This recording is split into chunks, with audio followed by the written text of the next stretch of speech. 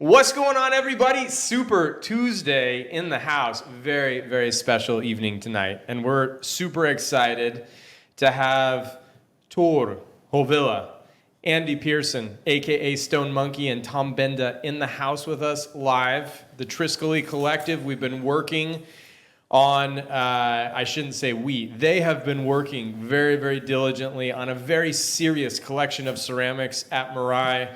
We just got back from a Bonsai binge fest in the White Mountains to see the bristle cones. We got a little bit of Sierra love, and we ended up in Yosemite, dramatically overextending our physical selves on a hike that none of us bargained for, but we saw it through to the end. Thank God we made it.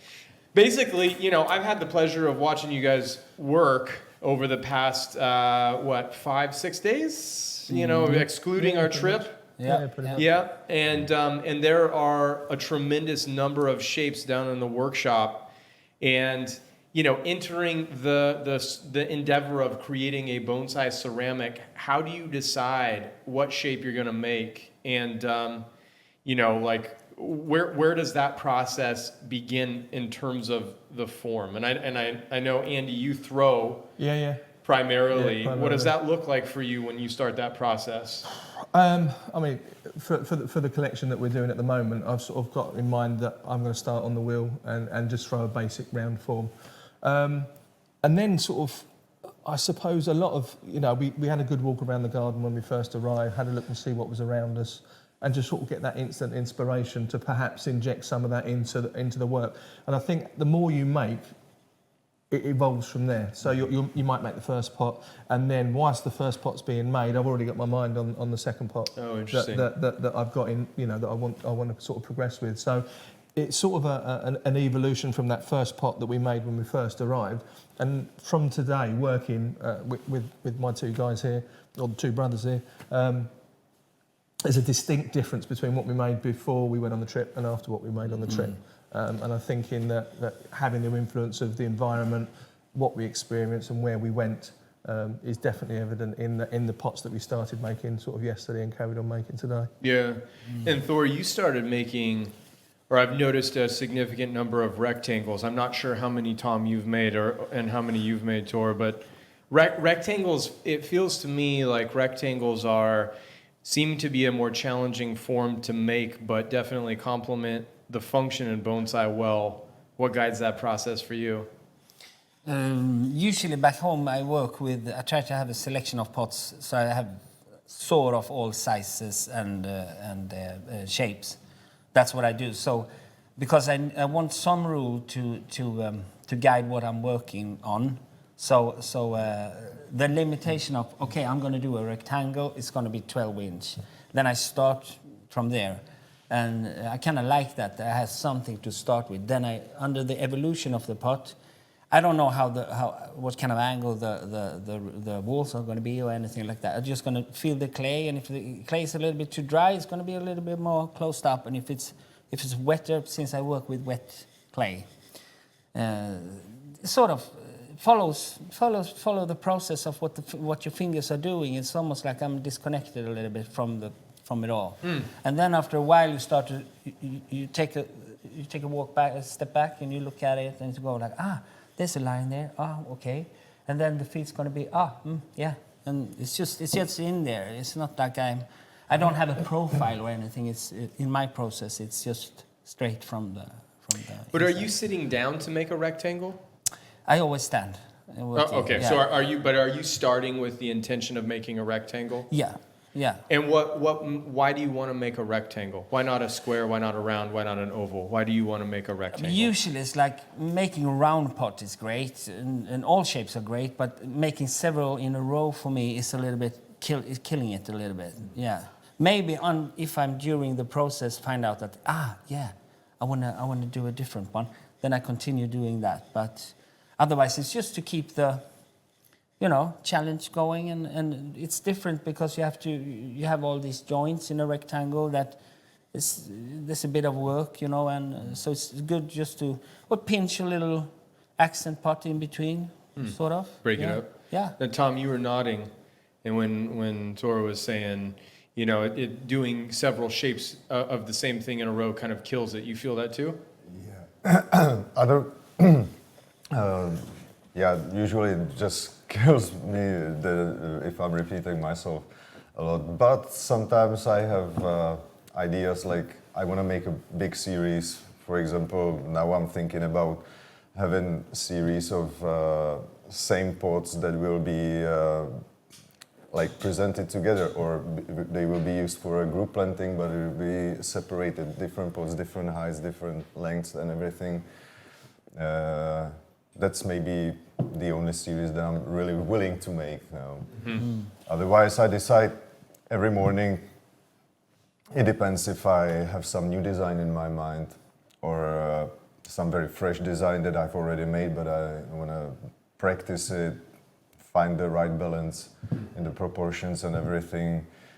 Or it depends also on the whole attitude to the firing. Like I'm loading the kiln, basically it's all built around the biggest pot, so I need to fill the kiln. And if I feel like I want to speed up a bit, I make a bit simpler pot, for example, a very simple rectangular. Maybe every day the decision is based on something different. I really have no structure in it. Yeah. The structure is that every period, every kiln period, as I call it, I start with the biggest pots because they dry the longest time. And then I just make smaller and smaller dimensions, but the designs that's just up to my taste. I think it's a really what good I really want point. to do that day. I think it's a really good point that you said that we've all got kilns that we fill as well. Yeah. So you've got a tendency, well, okay, today I'm going to do rectangles, but then there may be a small area that you left in your kiln that you might want to throw a small pot or make an accent, so that it's more of a productive firing, so that your kiln is full to capacity, rather than just having a pot on 4 shelves. You can have, you know, if I can get a round one here or a rectangle or a hexagon over there, then you'll sort of make to fill that specific spot in the kiln. So it's almost a matter of function, because I mean, I think about it obviously from the perspective of a bonsai practitioner, which you guys have or do bonsai as well. Like when you have a tree, you have the limitations. So I can't just go walk up to a tree and say, I want this to look like a preconceived image. But it, you know, from the perspective of a bonsai practitioner, a block of clay seems to be the most malleable thing. And so I am always curious, like, how did you decide, you know, commissions aside, nobody's guiding your process. You walk into your studio, how do you decide what shape to make? Where does that even come from? That's really, and yeah.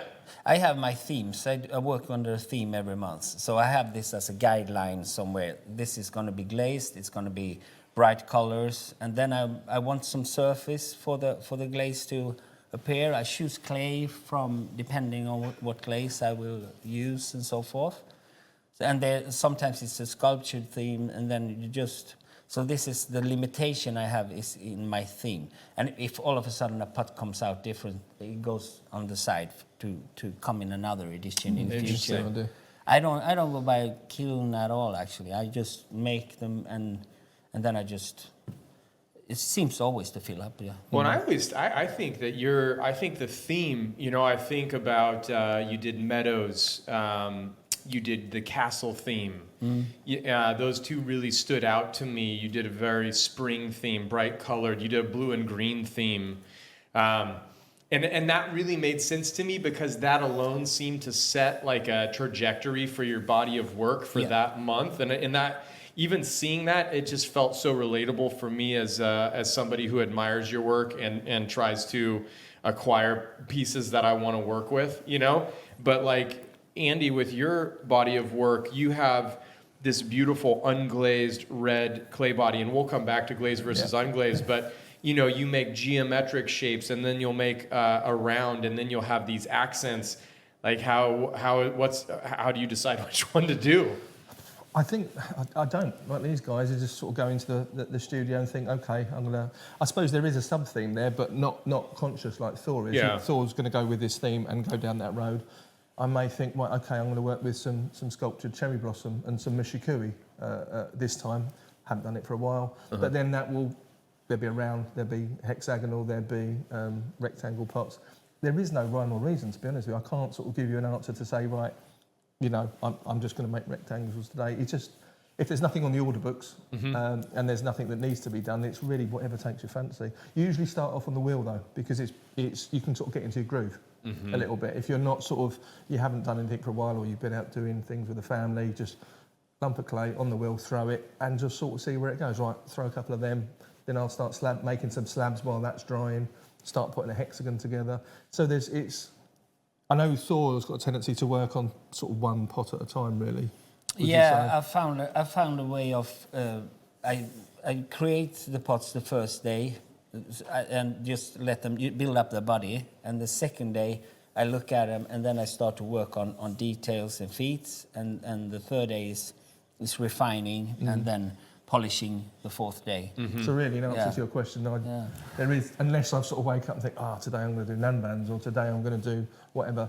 It's whatever takes your fancy. Yeah, really is. Interesting. God, Really that is. sounds so fun. To not have any responsibility. It sounds like what every high schooler would dream of. Like, I'm going to go into the studio and we're going to see what happens today. You know, like that sounds outrageous. Like that. But we followed your process, Tom, I think like more than anybody's, because we had the unboxing of your work while you're here. You walked us through it. You talked about your architectural influences. Every time you make a new body for a firing, and particularly because you're committed to the wood firing, do you have a theme, or do you have new designs? How do you pull in old designs? Like, how do you decide on what you're going to make? Again, it depends on so many things, but basically it's what I said. It depends if I have the new, and I always have some new You designs. always have something new. An evolution of a design, a new concept you're going to start pushing the boundaries of. Yeah. So, that's it. That's just the guideline. Or if I really don't know what to do, then I'm very happy to repeat some of the older designs, because some of them have been produced in just 3 or 5 pieces, different shapes, proportions and dimensions, and I'm missing the same design but pushed to a very low dimension, low proportion. But it's whatever. I can make up some ideas how I decide, but I also have to keep in mind, back in my mind, the loading of the kiln again. Yeah. Because wood firing is about perfectly, properly loaded kiln. When you leave some gap, the fire always finds the shortest way, and it just ruins the whole process. Oh, interesting. You can just lose all the pots in the kiln if you don't load it properly. So we've been talking a lot about wood firing. When I decide about the sizes, like, okay, I need some 15 centimeters, some few of these 10 to fill the gaps, or I have some last shelf for maximum 10 centimeter high pot, so I go for it. If I have nothing in my mind, like what I can fill the whole shelf up to 10 centimeters, let's make a big rectangular. Is this where your more standard pots come from, trying to occupy space, would you say? Yeah, as well. Wow, it's super free form. So Ira's giving me baseball signals, like. Yeah, he wasn't taking a big enough lead, and we wanted him to try to steal third on this next pitch. Yeah, that's right. For anybody who's listening on, or watching rather, on YouTube or on Facebook, we just want to remind everybody that if you want to get to live.bonsaimirai.com, you can go and sign up for a free trial and ask questions with the rest of our members tonight. We do have a few great questions already. Just a reminder, we're trying to sort of categorize the questions. We have a little miscellaneous category that's building a lot of traction as people have been asking a lot of great questions. But in the glazed versus unglazed category and kind of guidepost, Leonard had asked, has anyone tried custom clay mixtures, and what surprise results have ensued from that?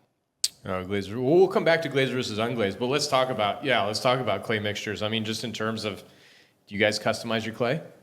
Sometimes.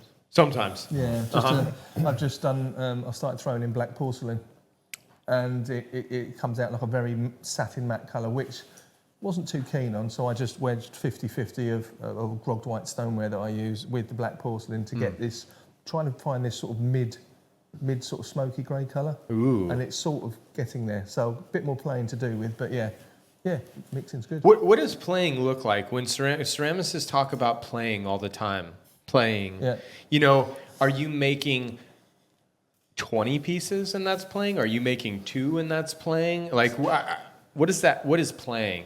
The playing with the black porcelain, I think I made about 10 pots. Okay. And yeah, the ones that I don't like will just go to one side as reminders of not what to do or don't go to that area again. But playing is literally, that is it. You're just messing around with clay, just mixing things together. But yeah. Well, and sometimes you'll come up with you put something together, try and take notes every time you do it, but then you'll come up with something completely different. You think, yeah, that really works. That's a winner. And concentrate on making pots in that particular clay mix. And you guys wanted a groggier clay. The first clay that we started with in this project was a very fine clay. Yep. You wanted a groggier clay. Thor, you talk a lot about choosing your clay for the different feels. Are you mixing clay? Are you customizing your clay, or are you using a stock clay? I use stock clay. I have. He's very close to me, and he's an importer of clay. So I do all his samples for him. So I get to know.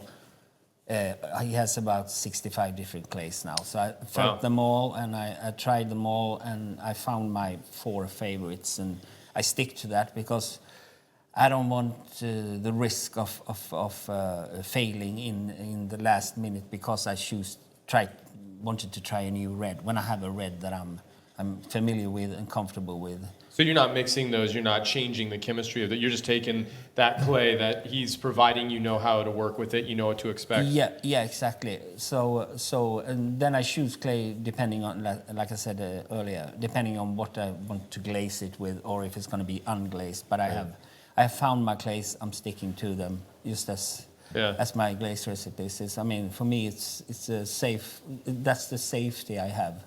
But what I do is I use all the scraps, everything I sort of, like most ceramists do, I recycle it, and then you come up with different mixtures of those clays that I have been working with. Oh, interesting. So everything I hollow out, I save everything in a bucket, and then I fill it up, let it dry, fill it up with water, and work it up again, boom, boom, boom, and then you have a more of a melerad, more of a mud.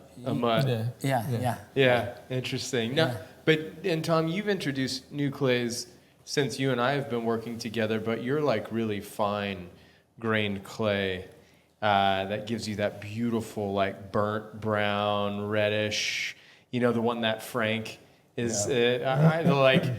Is that your clay? Is that a clay that you that's pre-mixed? Do you make your own clay? I used to do, but not this particular clay you were mentioning. I'm happy to find this one because after all the problems I had with clay in the beginning, when I had to blend it, I was really struggling to find a good unglazed red-brown clay for years. There was one, but and it was supposed to be very fine in content, but it never was.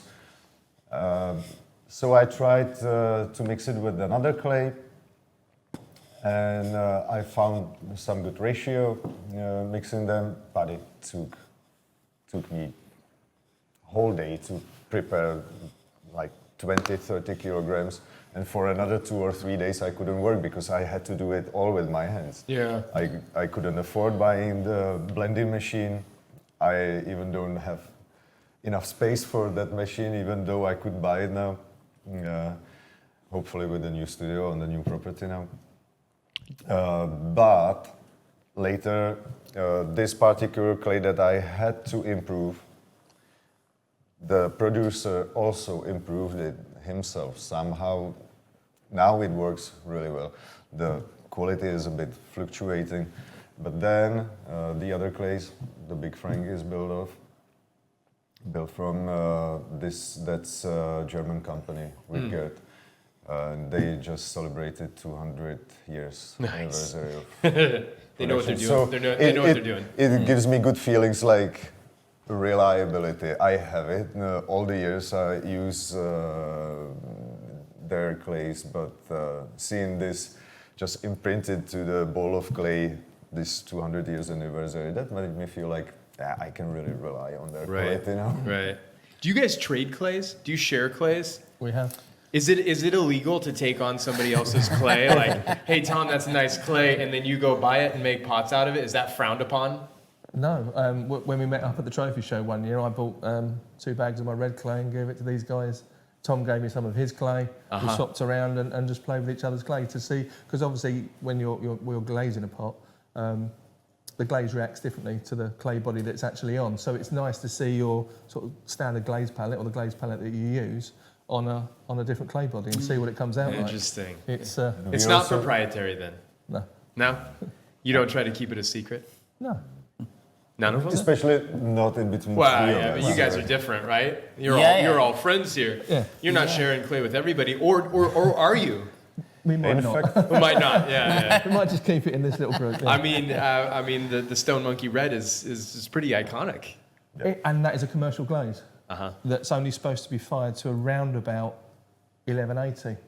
But I sort of pushed it up to 1260 and it stayed. It didn't bloat and it just went this lovely deep red colour. And I just stuck with it and I knew that I'd sort of hit on something that was pretty special, to be honest with you. Interesting. What else we got? While you're talking about the different clays, could you talk a little bit about grog and what that means for everybody and how that impacted your choices or what containers you'd make? basically, grog is there to allow you building larger pieces. That's the basic thing. Of course, it has some aesthetic effects on the quality of the surface if you go for unglazed. But yeah, these are the two topics. But what I is have grog? around. What is grog? Is grog aggregate? Is it like stone? Is it sand? What is it? It's just pre-fired clay. Pre-fired clay. Yeah, it's pre-fired clay. Grog is pre-fired clay? Interesting. Yeah. So it is a stone to a degree. Yeah. It's clay. Yeah, it becomes a mineral and Yeah. Yeah, but the Czech producer that I had the little problems with the clay, I know that he uses different types of grog and some of it is like natural minerals. It's not- Oh, right. But I know Yeah. the other clay that I use for the largest forest pots that I make, the grog in it is their own clay Yeah. fired and crushed Wow. into But then fine it's gravel graded as sand. well. It's graded in different types of clay. You might get a fine grog, a medium, a rough. I know Thor uses quite a rough grog in some yeah, I of your like pots, it, don't you? like them rough because I like all of a sudden you bump into a little pebble, is it called? Yeah. And it goes, leave a trace on the surface, and you have a lot of accidents with that. And also, since I build everything with soft clay, I don't roll slabs and let them dry. I roll them and start building immediately. So I want to groggy clay so I can go high and keep the shape together, and also my feeling is it dries a little bit faster as well. So Yeah, which works well with everything. Yeah, Is also fine about crystals tempo. slow. That's an important thing. This is one of the things. I think maybe the most important thing I learned in Japan by working with Shuho was watching his tempo and how he just went forward with all the process. Many of us potters, we sit with a lamp and we're working for ages on a piece, until we're happy, and I mean that's fine. But for me, I work quite fast, and I thought that I need different tools. I have a different drying stages. Everything is different from my brothers here. So Shuho really confirmed that in Tokoname they work fast. So it's sort of. The podcast that we did at the trophy, if you haven't heard it, take a listen, because Thor spent time in Tokoname studying sort of the Japanese methodology, and you've broken down the Japanese process of bonsai ceramic, at least what you experienced with Shuho. You broke it down more succinctly and sort of quantified the approach to that ceramic process in Japan in a way that I was completely blown away. I had no idea. Being a bonsai practitioner, even an apprentice to Mr. Kimura in Japan, Mr. Kimura doesn't have that knowledge of the ceramic process. It's just it's not there. So I would encourage anybody to take a listen to that. What else we got, Ira? So talking a little bit more about the proportions and sizes, could you discuss, David had asked, what are the requirements to successfully make larger pots, like 20 inches or bigger, and is that part of the grog conversation that you guys are talking about too? Yeah, for sure. No, for these sizes, you have to go for some grogged clay. My favorite clays have usually very fine grog, just a 1/4 millimeter, but up to 40% the whole body. So you can do a fine grog and a higher percentage to achieve the stability. Can you do a coarse grog and a low percentage and achieve that same stability, or is that not how it works? Yeah, it could be like that. Yeah. Yeah.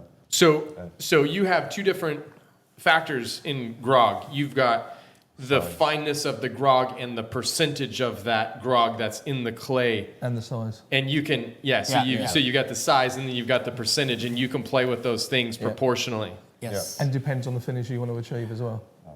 So if you want to achieve a fine finish like Tom and I do on the Unglazed pots, then it's a fine grog in, I think the one I use about 50% proportion.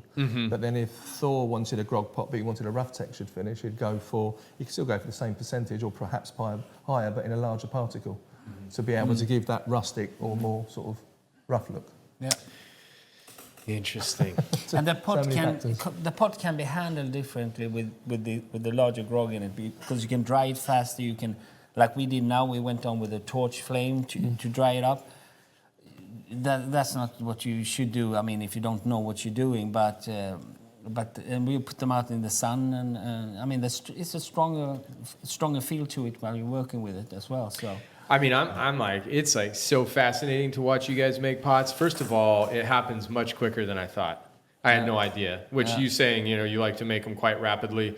Watching Andy, you step aside today as Tom's doing some, radical thing.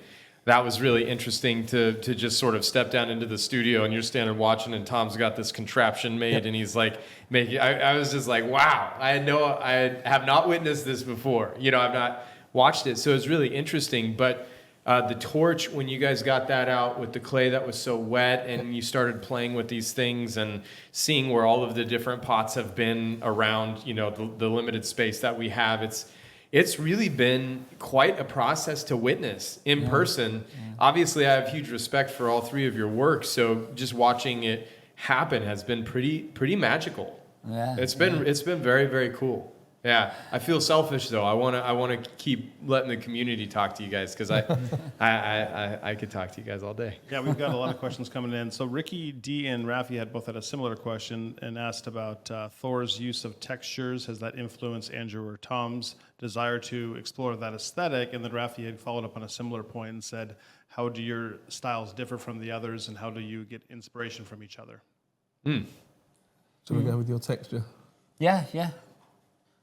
Got the texture. Yeah. Which texture? Texture on your pots. What was the question again? Sorry. Yeah. How if you get influenced, get influenced, then Oh. I get influenced as well. Does the texture of Thor's pots influence Andy and Tom? Because typically, Andy and Tom's pots are fairly fine and finished and really smooth, and you do tend to have a real roughness to your pot, rusticness to your pot, right? Yeah. So working together, does that influence you, Andy and Tom? I think sometimes, yeah. I think the thing I love about Thor's pots is there's a really rustic finish, but Thor goes through a process of almost polishing the clay.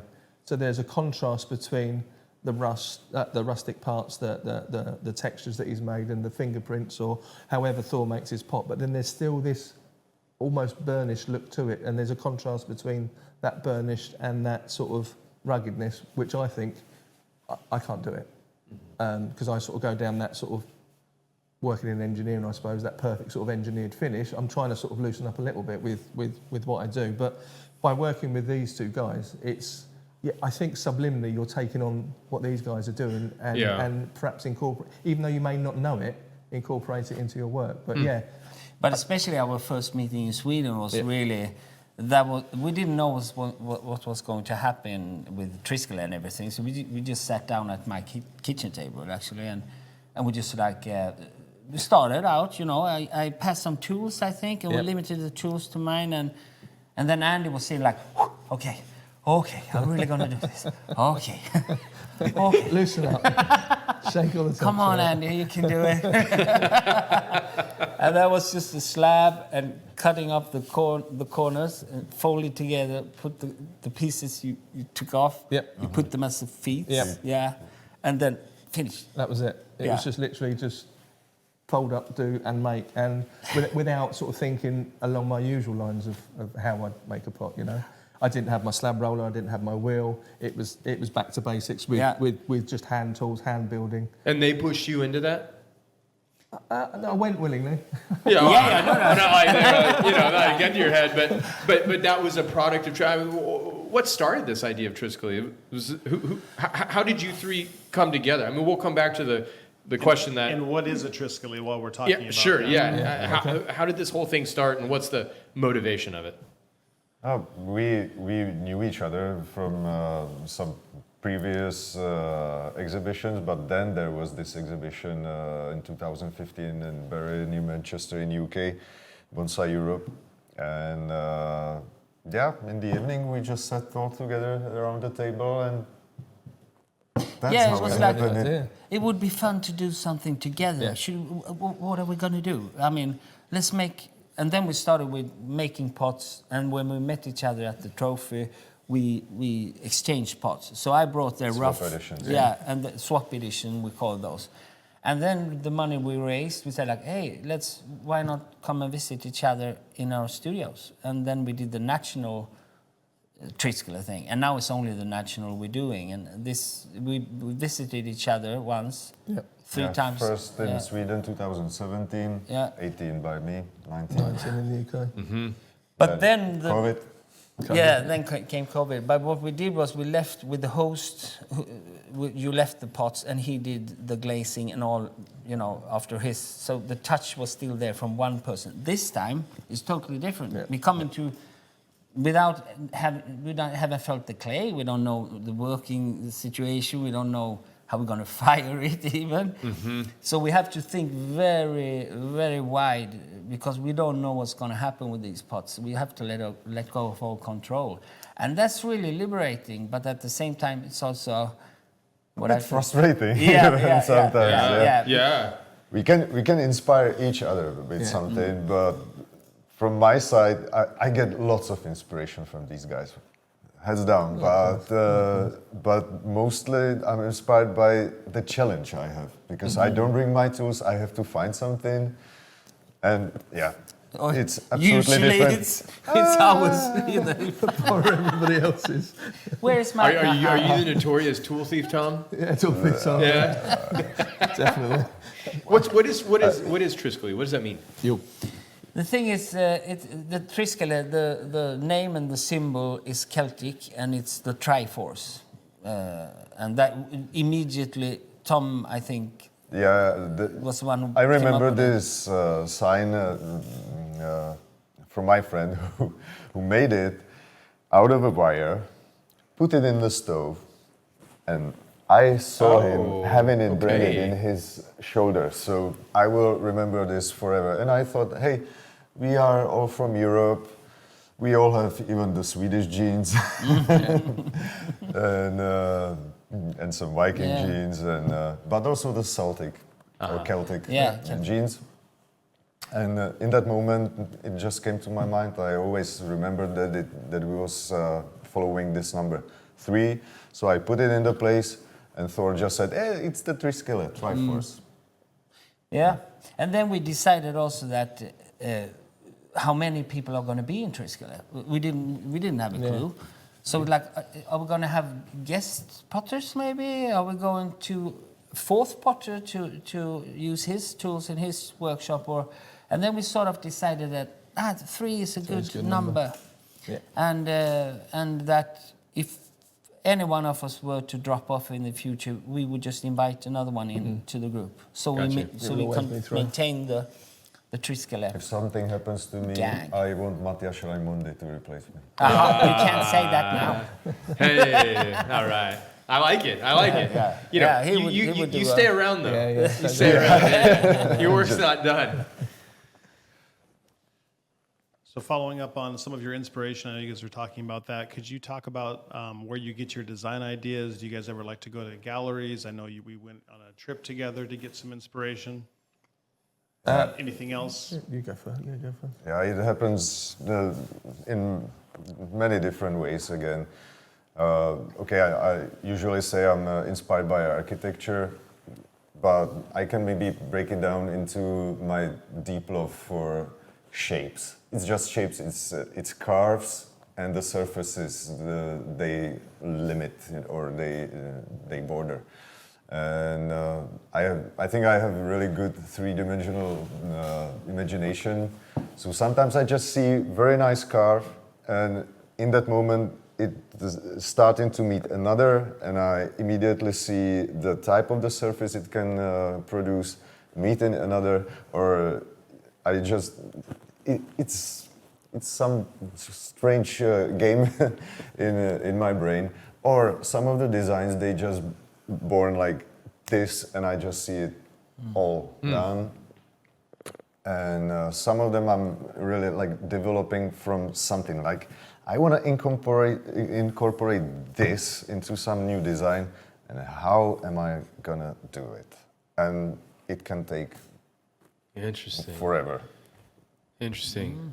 So it's really different. Or yeah, recently I've seen a nice documentary on a particular part of my country, where there are lots of old churches with absolutely fantastic Baroque roofs, and the drone images of these roofs. Oh man, those are fantastic lotus pots. Lotus? Lotus. Ooh. Yeah, very complicated. So yeah, lotus. Yeah. Something Yeah. like yeah. This brings up the almost robotic feet that you put on some of your round pots, Andy. Robotic, mechanical. You started using a foot outside of your cloud foot, and it's like that. This reminds me of that question of like, yes, how you made that shift? Why? How? Where did it come from? The what? Sorry. The more angular foot that you started using on some of your rounder pots. Yeah, I think you can sort of use. I use a lot of the cloud feet quite a lot in most of my work. But then you get to a point and think, right, I'm going to rest that for a while. You know, I don't want to saturate it too much out there and just be known for just you're the foot potter sort of thing. And then just try something a little bit different. Because I work in engineering.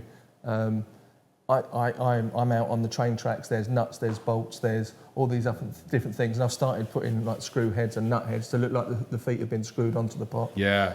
Just different things like that. Other places of inspiration, as I work in London for the day job, where I used to work near South Kensington, it was just around the corner from the Victoria and Albert Museum, and the 6th floor is the ceramic floor, and they've got every single ceramic from all over the world. And I used to spend every lunch break religiously, every day, 5 days a week, on the 6th floor of the V&A, looking at all the pots. And that's studio ceramics, that's ancient Japanese ceramics, Korean, Chinese, sculptural pots, painted pots, unglazed pots.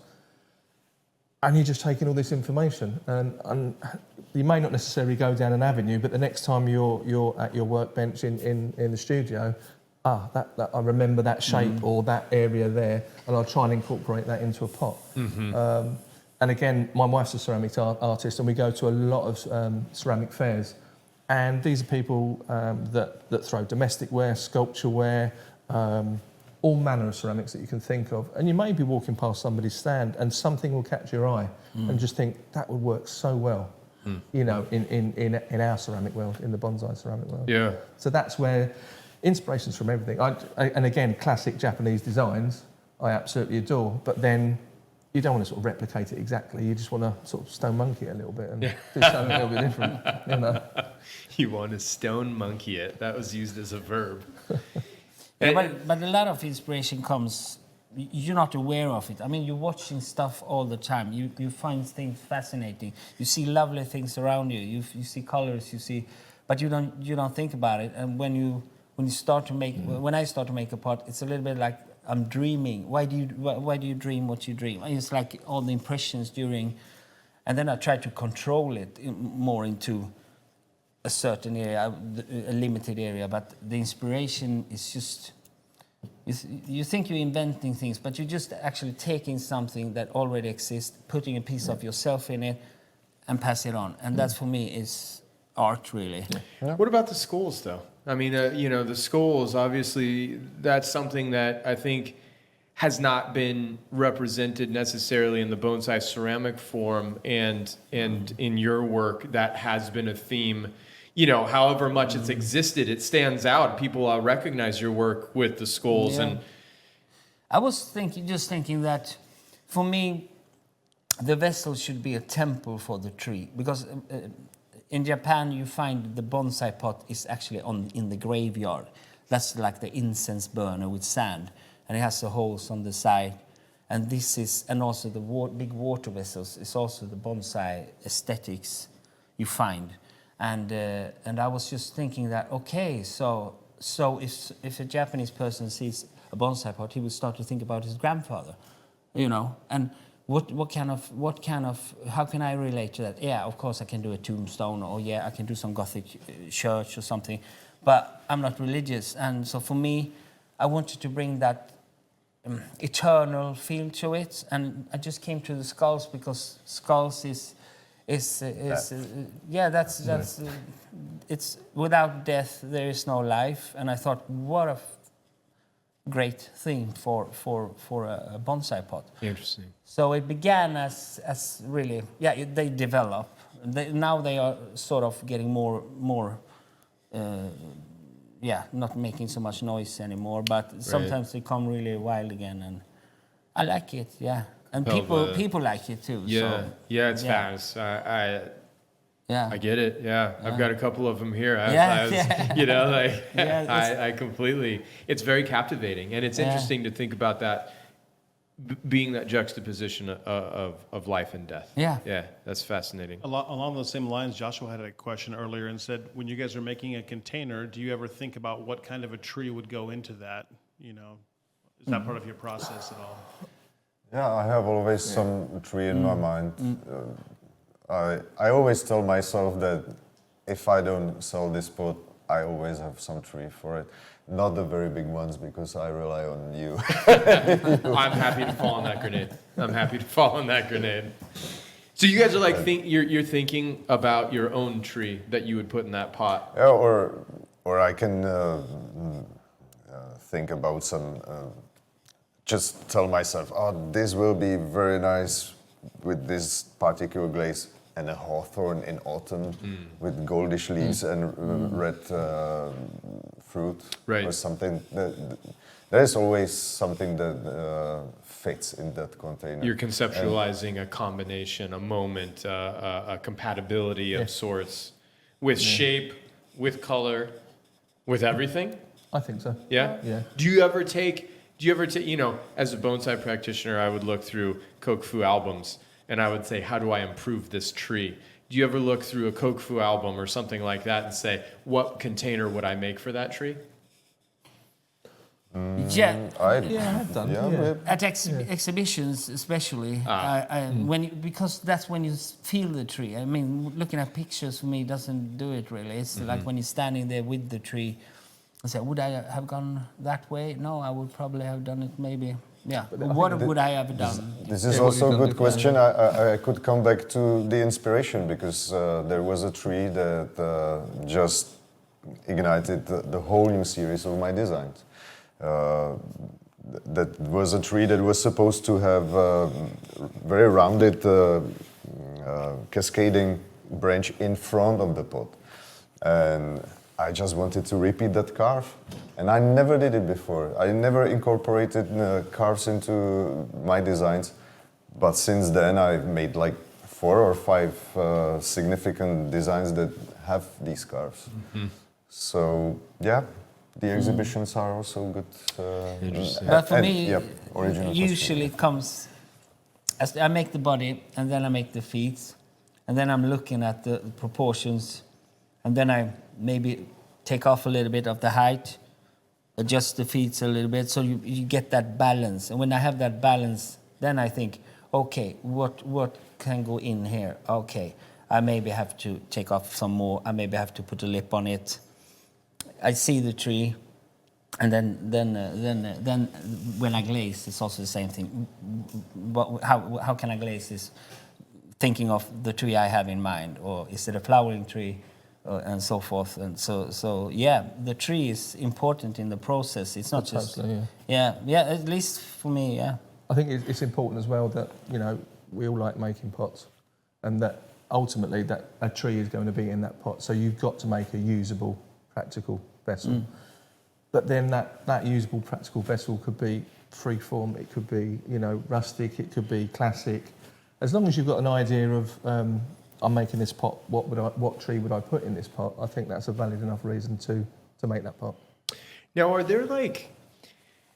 there conventional proportions? So you're saying maybe you cut it down, you get the balance right. You know, are there a length to, you know, left to right, to front to back, to depth, to height of feet, proportions that you start off with as a fundamental guidepost, or is it all based on feeling? Because there is a function to it. You know, antique Chinese pots typically tend to be very wide, very narrow front to back, and relatively deep. Yeah. And Japanese pots kind of compressed and expanded to create more function for the pots. And the work that each of you have made, I've noticed, plays on those proportions, and I've also noticed a utilization of those similar proportions. What does that look like? Yeah, if I understood the question right. But the general rules are there. I mean, if I find that this pot is just too deep, of course I have to do something about it. Otherwise, it will be difficult to plant in it. But what you're talking about proportions, I think is very interesting, because we in Japan they use the rice paper as a sort of this is the. You know, it goes through all their works, like the size. I didn't know that. No? Okay. Rice paper? You mean like tatami mats, or like sheets of rice paper for the shoji screens, maybe? Yeah. Okay, And I had no idea. Okay. Yeah, because if you look at a Japanese pot, you can see that the proportions are a little bit stretched from ours, and we are more working for the A4, A5, A3. Yeah. What is it? What's A4, A5, A3? What is this? It's like a normal office paper. Oh, okay. You know, the proportions. Oh, are you serious? so it's a Yeah. good- it's a This is good blowing way- my mind right now. It's a good way of getting the correct proportions. Oh, you're So serious? if you look at a piece Yeah. of A4 paper, the width of the A4 paper is about 3/4 of the front. Right. And then if you chop that in half, you've got two A5. It's sort of like a bit of a ratio type affair. Yeah, okay, so there is- And this is there is a this ratio. in Yeah. here for us Yeah, I Westerners. think We it's think automatic. of Because these, yeah. because you've worked with that proportion, that becomes what you are more or less trained to see or feel comfortable Yeah, with. so when I make the bottom for a rectangle, I say, oh, this is nice, this is balanced. Yeah, but it's because I'm used to that proportion. I force myself to maybe cut it a little shorter in the depth, because I want to achieve more like the... So you're saying that Japanese ceramics are based off of the convention around rice paper. In the Western world, our perspective of proportions are based around a common everyday proportion that exists in terms of Office paper. Yeah, paper is So one this is thing, a but this, yeah, I think this is a architects culture. use This it is as almost well. a cultural thing Yeah. that we're trained to. Yeah. Exactly. Follow. Yeah. I think it's just automatic. That's Yeah, crazy. Yeah, we have it in You here, yeah. You automatically know if your pot's 12 inches wide, unless you're going to make a square pot, you're not going to make it 4 inches deep. You know, you're going to make it about 8 inches deep. And then that automatically, to the eye, it just gives it it looks right. Looks familiar. Yeah. Looks comfortable. Yeah. And So that the antique Chinese pots that would maybe be 12 inches by 4 or 5 inches. looks really odd. Yeah, that looks odd, but To yet there is that proportion that exists inside of the bonsai world Yes. of antique Chinese pots. Yeah. Yeah, But but as Western ceramicists, that proportion does not feel comfortable to you. it to looks make. like a tray Looks Yeah. like, yeah. Okay. for balcony flowers. I kind of like it, yeah. But then, You like it? The flower pots. Yeah, I like it. I like yeah, it. but then you can think about some crazy multi-trunk tree.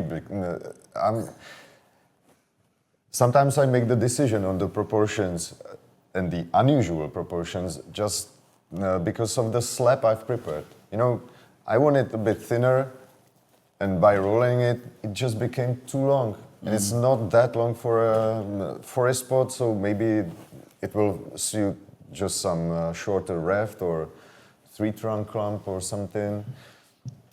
That's when you go off this office paper proportions. And it was also a topic to me. So much for me. That just blows my mind right now. I don't even know what to say. Because looking at antique Chinese pots, it's like, well, where did that style come from, and why has it not been mimicked? And then the Japanese model is based around a completely different template culturally, and that became sort of what we are all familiar with. But you're correct, Western pots are not as dramatically rectangular in terms of the left to right don't dramatically overweigh the front to back, right? And so thinking about the standard form of paper that we use, that's really, wow. This was a topic to me as well. I was still thinking, why are we tied so hard to these rectangles? Because square pots make way much more sense. Because usually for your composition, usually, I don't know what percentage of cases will say this is usual, but usually you don't want to be that wide with the pot. You go for the narrower that you can afford or your root ball can afford. But why the hell we don't use this depth to a square? Because it gives it really depth for the whole composition. Yeah. And if you stick to this dimension for the particular tree and you want a rectangle, you have limited space for roots. I mean, the whole volume is then lesser than if you made it a square. So But you see I that. would You see prefer- that. That's a lot of visual mass. That's a lot of soil mass. That's a lot of spatial mass. Yeah. So then all of a sudden you're like, well, I don't want that much mass. Feels a little heavy, and that rectangle comes back into favor. You know, it's like a weird. It's a weird twisting, contorting dynamic of all of these different characteristics of a tree that, and I think one of the things that guides me to using the three of your work so much is your pots are functional. You know, what your proportions of, you know, the distance left to right, front to back, and depth with the combination of feet and colors and details, all of those things come together and work. They all work. They become functional for a wide variety of trees. It's not that pot that you buy at some point and sits on your shelf for 10 years and you never find something for it because it's funky and unusual and there's no compatibility. That's not how the three of your work exists in the world. It's very easy to use your work and find those moments because you're striking that balance of all of those elements being functional, at least to the trained aesthetic of what we perceive bonsai as right now, you know, which is interesting. Yeah, I think you guys touched on this a little bit, but a few people are asking, George, Stephen, and Matthew, probably some others as well, is what really got you started and where, you know, who inspired the specific styles for your bonsai pots? Because you all have a unique style, I think. Yeah, we're all three of us are completely different. Completely different. Completely different. I Yeah. think that's what makes us strong as a trio of potters. Yeah, for me. What has started is perfectly the same for us too. Yeah, Tom and I both started making pots for our own bonsai because we couldn't afford to buy other people's pots. So yeah, my first ever pot was, how can I make a bonsai pot? So through the kitchen, found the lasagna dish, which I thought, yeah, that looks like a bonsai pot. Newspaper inside, bit of clay, bung some feet on it, a few holes. Yeah, I got a pot. A lasagna dish was the Yeah, beginning. that was great. Yeah. Yeah, I just did I've it still on got the the pot. outer side of it. That's the only Yeah, difference. and I've still got the pot, still sat on the shelf. Nice. All these years later. No tree in it. No. And then you sort of, when I had trees at the time, I just started making and playing around with things to try and get used to how clay works, what it does, you know, where you can push it, what you can, what you can't do, and don't fire low-fired clay up to stoneware temperature so it melts on your kiln shelf, which did happen, and I had to throw the kiln shelf out. So yeah, it was learning the hard way, and just making pots for my own sort of trees. And again, sort of, because bonsai is sort of predominantly Japanese, that's the first sort of source that I went to for sort of inspiration. Yeah. And to try and do my extremely bad versions of what those pots looked like 20 odd years ago. You seem to be doing pretty well. Oh, thank you. Yeah, you seem to be doing pretty well.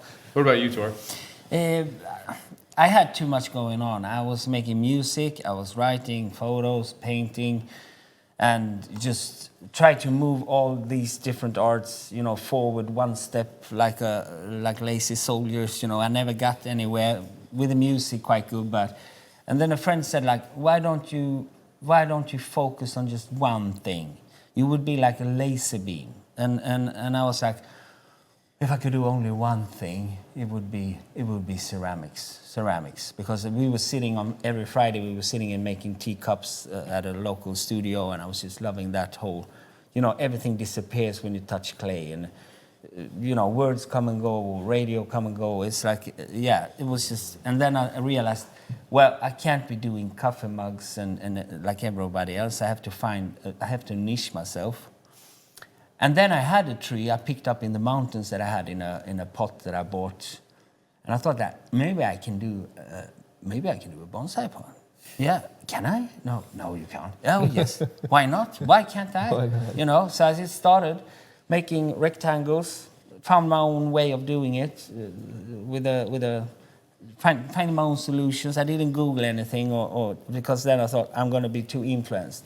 And I didn't want to go to the local club because I knew what they would say. They would say, ooh, do this, look at that. So I just trained myself from 2008 to 2013 before I felt like, okay, now I'm ready. So I just put everything in the car. I Googled biggest, what is it called? Bonsai fair, maybe? Bonsai show, bonsai. And then I found EBA in Poland. And I said to my wife that, baby, we're gonna get rich. And I had 19 banana boxes with pots stashed into our old Opel, and we were sitting like this driving, sleeping at the ferry, and just driving. It's gonna be better on the way back home, baby. It's gonna be better. It's gonna be much more room. Nah, not really. I came down like it's an explosion, really, like from nowhere, and just had a temple in the center, and people coming, where have you been? What's this? What's this about? My sculpture teams with the Yggdrasil, the Nordic themes. So I was just standing there, and then came Esprit Bonsai and did an article about me, and I was just, boom, immediately. Yeah, I remember when you came on the scene. It was really interesting. Like nothing anybody had ever seen before. You vended at the national show too. Yeah. And people were just like, have you seen this guy's work? And it's just like, it was radical. You had that same effect too. Tony Tickle posts a picture of one of your red pots. You're on the corner of his vendor stand at the trophy, and suddenly Tom Benda is born. As far as, ceramics, and Peter Warren saying, hey, have you seen Stone Monkey's work? This guy is really freaking good. Yeah, I got lots to thank Peter for. It's very, very interesting. Yeah, the way it all begins. That's kind of romantic. Yeah. So moving back forward and touching on our recent adventures together, can you guys talk about your inspirations that you got from going out into the wild? That question's from Troy Cardoza. Boy, Troy. Troy Cardoza in the chat. I tried. I think it will affect my work dramatically, but I'm going to see that when I come home. Right now, it's cliffs, it's cracks, it's the whole, just this, the color of the soil, the trees, of course, and everything. Nature. It's just a big explosion. It's like being on a roller coaster, really, emotionally, spiritually, and everything. Yeah. So let's see. But I think it will have a huge impact on my work, at least for the coming 2 or 3 months. Yeah. Yeah, I'm in total agreement with Thor. That huge impact personally, emotionally, and you're bombarded with the vastness of space, the heights of mountains, the force of the water that we saw coming down the waterfalls. It's information overload in the brain, and you know it's all going in.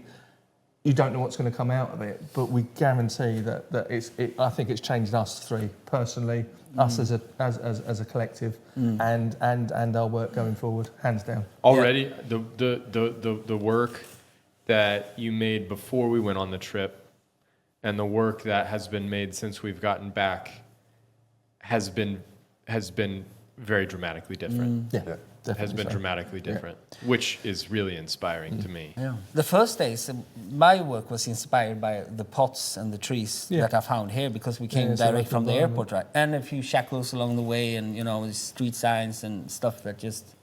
But then it was actually the pots in the garden, and by looking, you can't prevent it. It's just going to Sure. hit you. Comes in. Yeah. And the other thing is like using even like the stones, and I found an odd piece of bath on the floor, using that as either tools or to make patterns and impressions in the pot. Mm-hmm. Just picking up sort of, local information around us from your fantastic place. Yeah. And sort of putting that into the pot. But you're quite right, sort of after that monumental 72 hours of The binge fest. well, we can't not be affected by Yeah. it. Can't specifically pick out one single thing, but we can write down about 100 things that we will now be influenced by. Yeah. Yeah, and thank you so much for Oh, for Yeah, taking yeah, us on it. That was just It's fantastic. monumental. I mean, I've been to see the bristlecones a few times. I've been to Yosemite a few times, but I've never seen the bristlecones or Yosemite in the same way that I saw them this trip with you guys. I mean, it really was quite a spiritual adventure and super, super dramatic.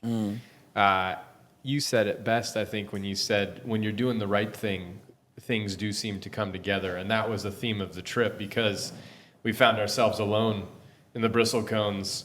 We found ourselves on an adventure in Yosemite we hadn't anticipated.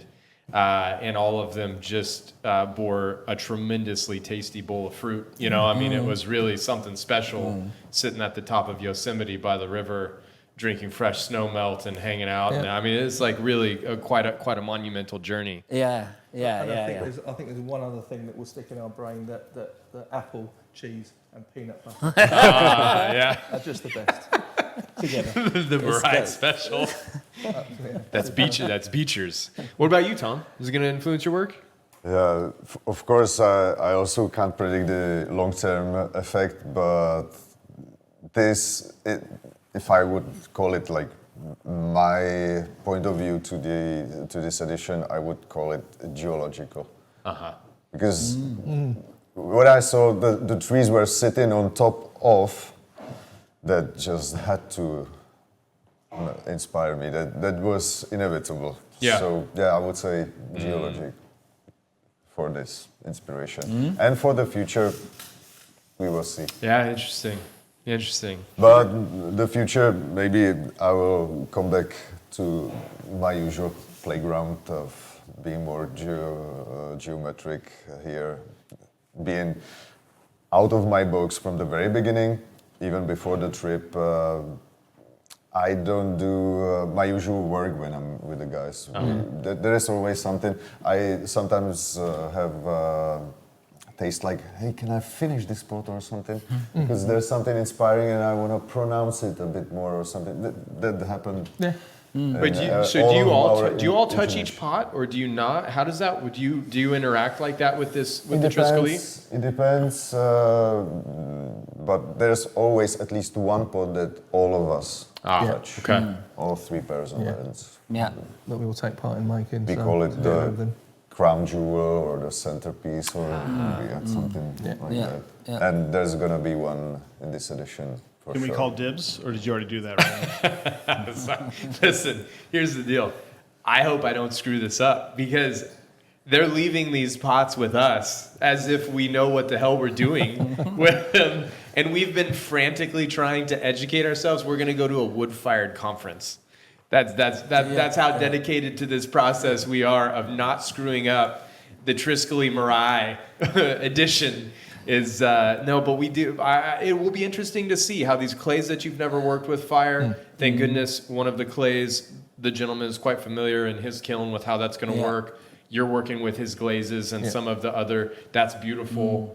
I personally am most inspired by the salt from Mono Lake being applied, but that's like probably the most volatile potential contribution to the project, right? I mean, this is completely unknown what's going to happen. Yeah. Yeah. Yeah. Might do some test Maybe pieces some tomorrow. potters already. Let's make some test pieces. No, I'm going to mix tomorrow and start working with it. Are you? Yeah. That's tomorrow's work. That's so exciting. That's really. Just don't use everything. I also need some for Yeah. one of my pots. And Andy, you grabbed some granite from the Sierras that you're going to Yeah. see if you can grind it down and incorporate it into some pieces. Yeah, I was going to give it to somebody else to use it, so that because a guy that I know that sort of deals in that type of glazes. But since I've been using it on the pots that I've been making downstairs, it's sort of a good addition to the toolbox. Oh, nice. Yeah, yeah. Texture-wise. It's sure. It's been fantastic Yeah. to sort of make a formal pot and then beat it to death with a rock, really. I suppose is the easiest description. But yeah, and it's opening up new doors, and like you're thinking, oh, next time I'll do this, or I could utilise that. And this is just from a piece of granite from Yosemite that, no, I'm not going to part with it now. Yeah, fair yeah. enough, yeah. It's a piece of... While we're talking about the firing process, there's a few questions about that. Can you maybe guesstimate what's going to happen with the work? I know we have a few ideas of what will happen. And then maybe tie that into, just the bisque firing process and glazing, and just kind of walk us through what that would normally look like. And I know we're going to have some other people we're going to work with on that. Yeah, I mean, normally the pieces that we'd make would get bisquied, and I still think we're in agreement that Jan's going to bisquy the ware, so then it's in that solid sort of more, not as a fragile state it is when it's green. And then normally, if we was in each other's country, whoever's, like if Tom would wood fire, we'd electric. But yeah, like you said, hopefully we can get it in a wood fire. Yeah. Would be. I mean, for me personally, that's the sort of ultimate fire.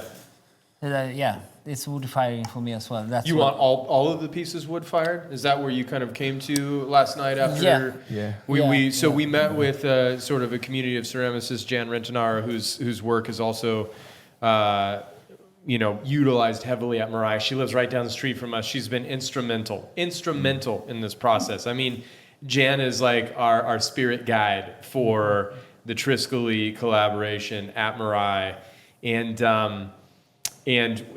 Jan has historically wood fired. There's a lot of wood firing history and ceramic history of wood fire in the Pacific Northwest, and so we've been pushing that. But I know there was also a downdraft gas kiln that was sort of the backbone of what we were thinking. But did we end up on, we want to push the wood fire as much as we can?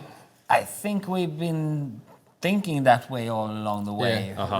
And it's been hard to erase that, really, since it's been there. But yeah, I think that's on top of it. But a gas kiln would be the second choice. Gas kiln is the second choice. Yeah. So if you had your druthers wood fire the whole body of work, 100%.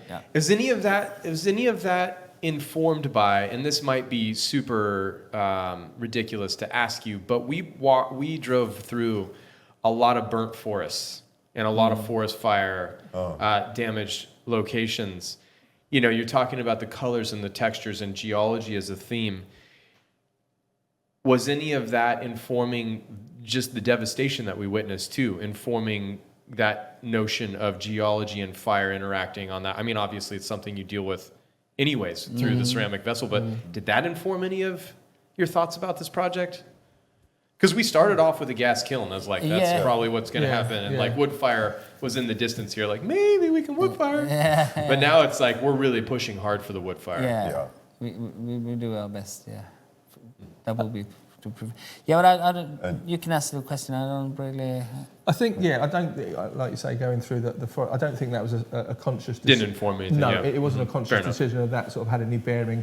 I think as us three, as potters, for us, wood firing is, it's the holy grail. Yeah, it's not the easiest thing to do. Gas second, electric. That's my preference, and other people may have different preferences. But it gives, and as Tom would rightly explain, you get things you can't replace. The fly ash flying everywhere, leaving special marks on pots, flames on pots. You can sort of do it in a gas kiln. You can't do it in an electric kiln, but you can sort of mimic those sort of ash type glazes. But wood firing, I think if possible, and we did sort of set our hearts on having an unglazed edition. I think from the start, which would make the process of another, or taking the responsibility of another ceramic artist having to glaze our work. And you know, because I think it's quite a big. I wouldn't want to do it personally because I think it's quite a big responsibility. To, I mean, I know I do it with these two guys, and I think we're quite confident in glazing each other's work and firing it on what we think's right at the moment. But for another ceramic artist to do that outside of the sort of bonsai community, I suppose, I think it's a bit of a big ask. That is a big ask. Yeah. That's a very risky for the time and the effort that's been put into this project, for sure. I love it. I'm not going to complain about that at all. Yeah, we're all over it. A couple But more I wish questions. we should have collected some of that ash and Yeah, that would have been made brilliant. it. That And would to be be nice. honest, We got the salt at Mono Lake, but we did not get the ash from the forest fires around Yeah, Yosemite. yeah, that would have been epic. Yeah, good thought. Mm. Good thought. Missed that one. Yeah. On the subject of firing, Joe had asked, what is the ideal temperature for firing these pots so that they don't fall apart over time? Basically, good quality bonsai pots are Cone10 fired, and that's Cone10. It doesn't depend much on the temperature because you can reach Cone10 with slightly lower temperature than those 1250, 1350 degrees. I have a friend who fires just 1100, but he does it for 3 days, and Cone10 just lays down. So It's all about the heat work, really.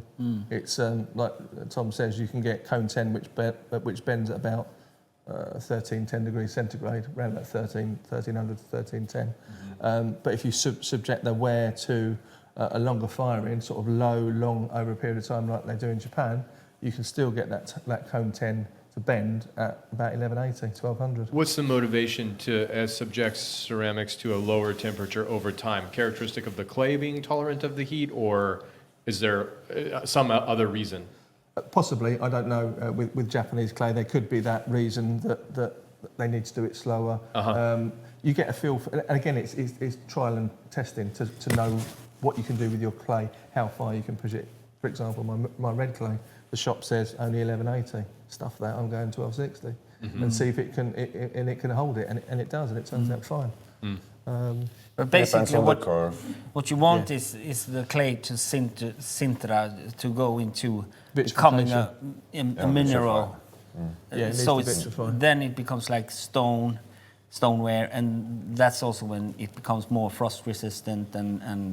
But it's still a rock. It's still a piece of rock. So I mean, it can be broken, just like it's the very mountains similar can to be rock. broken. Yeah. Because it's about the ability to suck the water. Yeah. And it's the it has to absorbency. be maximum, I think, 2%, and that's something that even granite has. Yeah. So you're saying firing to Cone10, which becomes vitrification, or the creation of stoneware, is really the reduction of the pore size to a degree where it will not hold more than 2% of water. Yeah, it will shrink 10 to 15%. Yeah. All clays have a temperature rating that it has to be fired at this minimum temperature, and that's the maximum temperature. Anyway, some, like porcelain, might be 1220 to 1260. That 1220 to 1260 is the vitrification sort of period. Gotcha. Okay. To get it down to that temperature where the water absorbency is down to its absolute bare minimum. So I absolutely mislead it from the very beginning as well, because it doesn't have to be Cone10, it depends on the clay Right. you use. Okay. You just have to fire properly, that's the thing. I've heard about many bonsai potters that had to change even their clays because of some glazes they started to prefer. So they went from Cone10 to Cone8 or something because of glazes. Yeah. Interesting. The first time I heard about that, now Tokutaki talked about that. He said not everything has to be fired to a Cone10. Nope. It's the characteristic of the clay, what cone you have to fire to get it to vitrify. And that even a Cone6 or a Cone8 container can be frost resistant based on the clay, which I was just like, wow, this is over my head. But what is this cone made of? What is this cone made of? What is that? Good question. The only way I could describe it is... I mean, it's like a little spike, and then as it heats up, it bends over, and now you hit the temperature that is Cone10. I don't know what it's made out of, some mineral, but it literally, at that specific temperature, it will bend over. So you know that you've hit And you have like a bunch of them, and they like bend over as you hit the different cones, Yes. right? And then I tends the think- last one to fall. Let's say it's basically made of some silica oxide and maybe some feldspar. Yeah, possibly. Probably. But some that was perfectly tested, so they perfectly know all the technical data about it. And from these, they mix in different ratios. With a higher temperature, I suppose there will be more of the silica oxide in it, and yeah, that gives you the But it's to control. keep track on your kiln as well, that Yeah. your kiln is doing okay. A visual Yeah, reference. so did I reach that? Or, because when you're up at 1200, 10, 20 degrees can you know... Make a huge difference. Yeah. So you keep track on your kiln's status. Sometimes you have to put the thermometer higher because you know that it actually burns lower than what so. So Right. it's a bit like that also. But in language you say, oh, it's a cone 10. That's when it's... That's the most important thing. Even the pyrometer or I know Tom uses a pyrometer. They're not 100% accurate. It really just shows the speed of the firing that you're firing at. Those cones are the most imperative part. To look at them, and once they go, that's it. You can shut off. I'll be doing. On this same subject, if I could follow up, Rafi had asked if there was a percentage of water absorption that's acceptable in freeze-resistant ceramics, like 0.5%, or what is that number? Yeah, I've heard it's up to 2%, but I'm 2%. not perfectly sure. Yeah. Basically, I don't know if you guys do the same, but I've seen this from other potters as well, or even the customers that buy your pots, that they lick the body of the Pot pot. lickers.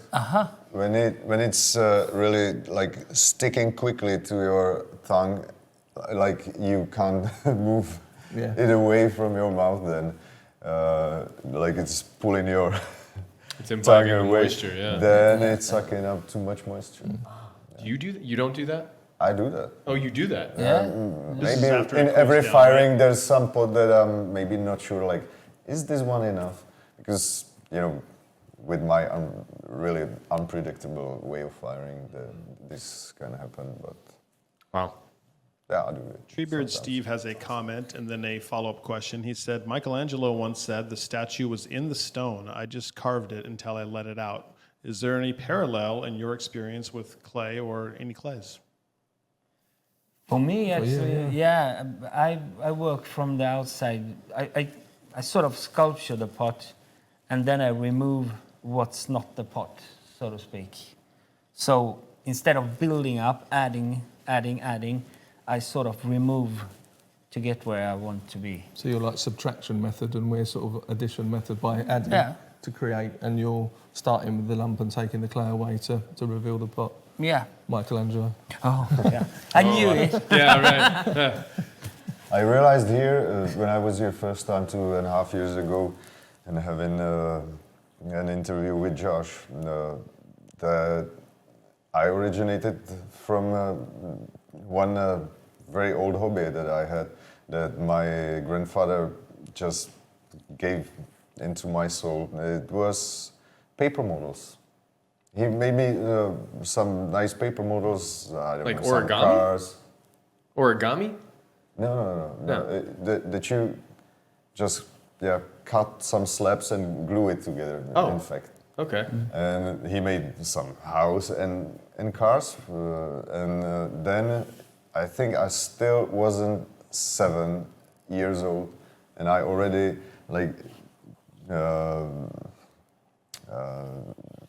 painted.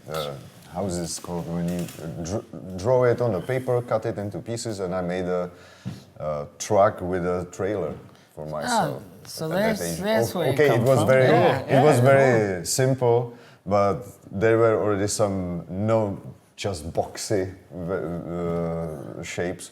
And later I remember I just wanted to have it more carved, and paper is even worse medium for this than just clay. But I found my way to make rounded shapes and surfaces.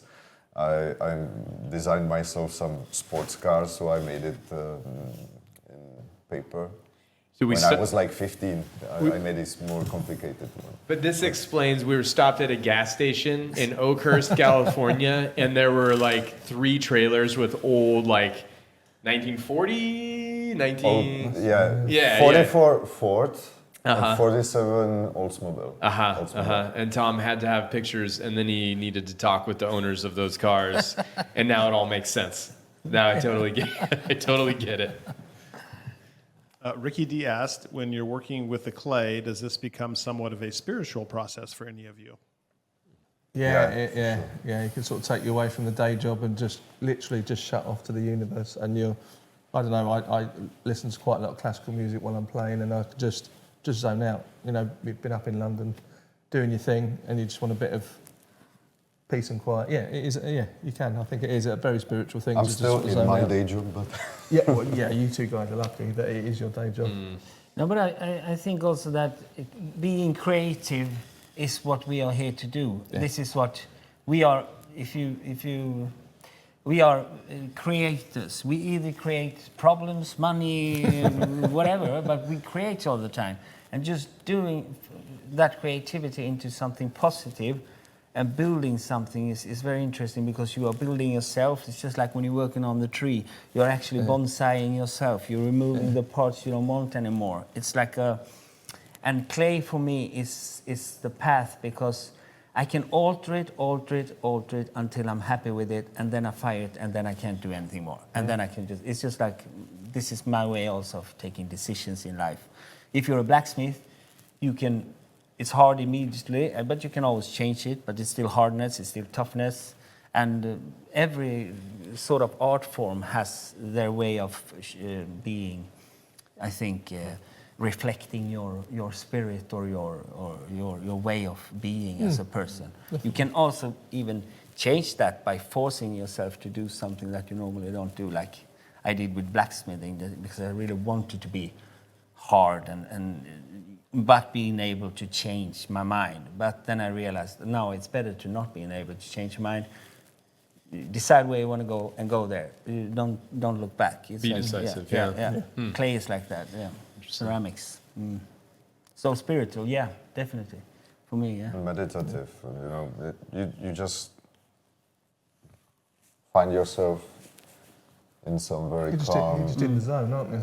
part of your own universe, and it's just great to work. Does it change it having to make a living with, people talk about that, making a living changes that. It turns a hobby or it turns an art form into a career. For me, it hasn't changed the value of bonsai and working with the tree for me. Even if I have to do it, even if I'm doing it because there is the necessity to make a living doing it, which is, that's a necessity when you make it a career. But it still feels the same to me doing that as, a lot of times I'll say I need a day off, and I'll still be wiring a tree, and it's my day off. The only difference is I'm not doing some of the other things I would have to do professionally, but I'm still wiring a tree, and that's my rendition of a day off. Yeah. Does that work the same for you, really, depending on ceramics? It was, for me, it was in the beginning when I started to do it full time, I realized that either I tried to make a pot that people want to pay for, and I was listening to what people wanted to pay for a pot, and I realized all these trying to stop myself to keep a low price, the lowest possible, really killed it. So I decided I'm going to make the pot like I want to make it. If there's a buyer out there who likes it, he will find it, and even if it's just 2% of all the people doing bonsai that finds this. And then it actually became freedom instead, and I feel like that changed it for me. That I was on the wrong path. I was listening too much to what people saying, like, that's, forget it. Put the price that you see it is worth for you, and that secures that you'll be keeping on making pots, and the people that like your stuff will find you and they will support you, and this is the way to do it, I think. Going the other way, making a lot of stuff for low price, kills it in the end. It does. It's just factory Yeah. syndrome. It's The creativity. I mean, these two guys that I love working with, it's their full-time job. For me, it's, I do it in my spare time. And I think even if I went and stepped over that, sort of took that leap of faith, which I'm hoping to do sometime at the end of next year, to actually go and do it full-time, I don't think it will ever feel as though I have to make them. Yeah. I want to make them, and I Even will it's carry on making them. Sometimes it becomes a really hard job, really tough work sometimes, but still I feel like I'm just playing. Not mixing up glazes in winter time when you've got to break the ice on the top of the bucket. Yeah. Yeah, it's like pleasant. you feel like someone is going to open the door and say, "Hey, get back to work." Oh, sorry. The pot tells you, it needs to be finished. Sometimes it's really crazy, like you are absolutely out of all energy and some pain in my neck because I always have to look at my pots this way because that's the way I can watch my right hand working. So it's crazy. And when you still feel like, there's another 3 or 4 hours and I have to do it today because even if I wrap it in plastic the best way I can do, it will feel different tomorrow. So, the clay it's determines sometimes what- really tough, but Slave to the clay. Slaves. Yeah. Slave to the clay. I love that. That's like a solid band name right there. Slave to the clay. Let's do the Maybe a little t-shirts, geeky. yeah. Maybe a little Slave to hardcore the clay. bonsai-ish, huh? Clayslave.com, check it out. Ricky D had another interesting question. He said, aside from one another, do you guys have any particular favorite bonsai ceramicists currently or maybe in the past? that's a hard question. Yeah. It's not that I would not forget mentioning someone, but there are many. There are names that meant a lot to me. Horst Heinz Leiter was just great for sharing some of his knowledge, and especially the thing that I value the most was the big encouragement he gave me. And the same was with Peter Krebs. I just absolutely admired his ability to copy the old classic Chinese and Japanese pots. That's He's a genius. amazing. And also for the inspiration he gave me, encouragement that he gave me. So these are the two names, but there are so many others, especially the old, to me, unknown. I don't remember the names of the 200-300 years old authors of the old classic Japanese and Chinese pots. Right. But it's all of them. We mentioned that you can find inspiration just anywhere, everywhere. So every potter has something. Yeah, almost they every sort potter. of, I think when I started out, especially in the UK, there was two sort of predominant potters that were sort of two flip sides of the coin, with Dan Barton being very free and energetic and arty, and Gordon Duffett being very classical shape. So they were the two main potters that spoke to me. But there are, as Tom says, there's loads, these two guys set aside, there's loads of potters out there that are influences or influence me. And again, I remember going to a show many years ago when I was first started out, and John Pitt was selling his ware there, and I was talking to him about pots, and he just said there's room for everybody. And just giving you that encouragement to say, just go for it, and find your own voice. The British tradition of bonsai ceramics is insane, though. Yeah. Brian Albright, superb. John Pitt, whom you just mentioned, Yeah. Walsall. Yeah. I mean, and like you said, Gordon Duffett, who never made a massive body of work, but I remember showing up at the trophy and Gordon Duffett had a table and he had 10 pots and they sold and he packed the stuff up and he left. Yeah. He was there for about 3 hours. That was it. That was all you saw of Gordon Duffett. He was gone. It was like, oh, that's Gordon Duffett. And there he goes. It was like, oh. And then Brian Albright's, has this, just this warm, welcoming individual, and he's got these wonderful pots, and then, the Walsall boys, you can't stop laughing when you're around them, but and going and seeing John Pitt's garden, and all of his bonsai are as immaculate as his pots are, and you're just like, wow, this is really, it's, it's a very significant lineage to be a part of, I would think. It's a privilege to be part of. And Yeah, it's a you've made your place in that high level of ceramic tradition. It's really cool. Cheers, thank you. Yeah. No, it's a privilege to be part of, and for all the guys that encouraged me to, stick with it, carry on, and it's paid off in the end. Yeah. It really has. Good. What about you, Thor? Yeah. You tried to avoid inspiration. You tried to run away from it. Yeah, I was looking elsewhere for inspiration when I began, but then I stumbled upon a book with Tofu Koji, the Japanese potter, which almost every potter has and I looked through that book and I said like, wow, this is totally different, and I just this is me in a way, and he gave me courage to do what I do, And then you took a radically outlying approach to ceramics, and you went to the belly of tradition. You went into the bowels of Japanese bonsai ceramic tradition and went and studied with Shuho. Yeah. Whoa. Yeah, they gave me the name Valley Bear Komatani because I was in between the big mountain of east and west. Valley Bear. Valley Bear. Kumatani. Yeah. Nice. Nice. You might not escape with that moniker not sticking. That may be. We may have just replaced Thor with Kumatani. I'm cool with that. You're cool with that? Nice. I like that. Chuck has a nice question here. He says, "How do you keep your pots from outshining the tree that they may contain, or vice versa? Of course, there is a range of trees that any pot can accommodate, but some pots are hard to pair. Sometimes that's fine, and the pot becomes a standalone piece. Some of Peter Krebs' pots seem deliberately so. But how do you deal with that dilemma?" And he said to add that he really loves all of your work. I don't deal with that much. I don't. The more I work, the less I care about this, because I have Ryan who can always pair my pot with something. That's Ryan's really problem. That's really You can worry about it. a story that I like. That there was this design I call Cubistic Lotus. You had it here. There's one Shohin pine in that design still present here in the garden.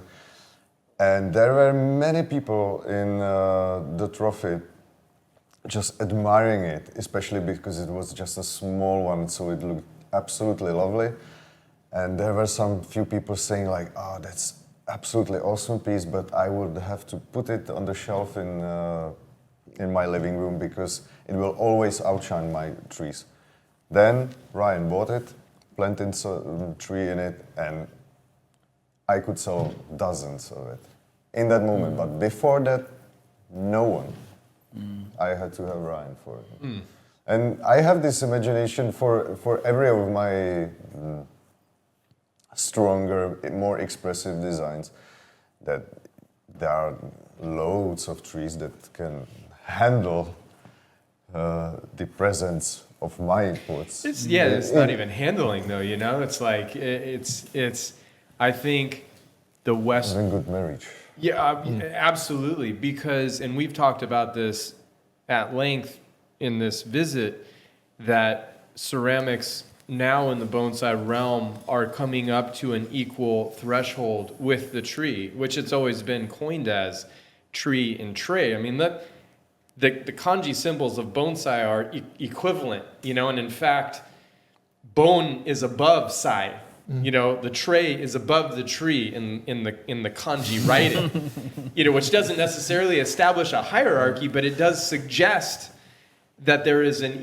at least an equal execution, and that's a different value system than, and again, I really want to encourage you to listen to the podcast with Thor, because you really broke it down to this was a community of individuals that were making domestic homeware. They were making functional items, and suddenly they were without an economy to support that, and they really transitioned to bonsai. That became the move towards bonsai in Japan as the ceramic model in Tokoname.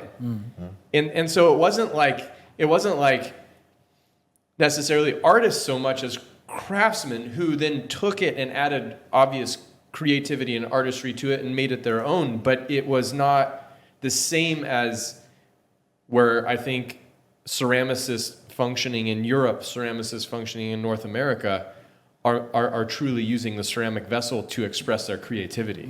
It feels to me. And that is changing the role of ceramic and tree to a degree where the ceramic is now executing that creativity. And that's really where all three of your work has elevated my level of bonsai. To work with it means that I have to rise to that occasion, you know, and that's a really beautiful challenge, I think. Wow. Yeah, that's a nice thing to say. Yeah. Cool. It's been a wonderful exercise for me. You know, and Ron Lang started this process for me. And really sort of tracked along with what the three of you are talking about in terms of finding his identity and how does he make pots, and there's a financial limitation. And coming back from Japan, my challenge to Ron is, if we take financial limitations off of the table, what can you make? And he said, that pot's going to be unaffordable. And I said, well, you just name your price. Let's do it. I want to see what you can do.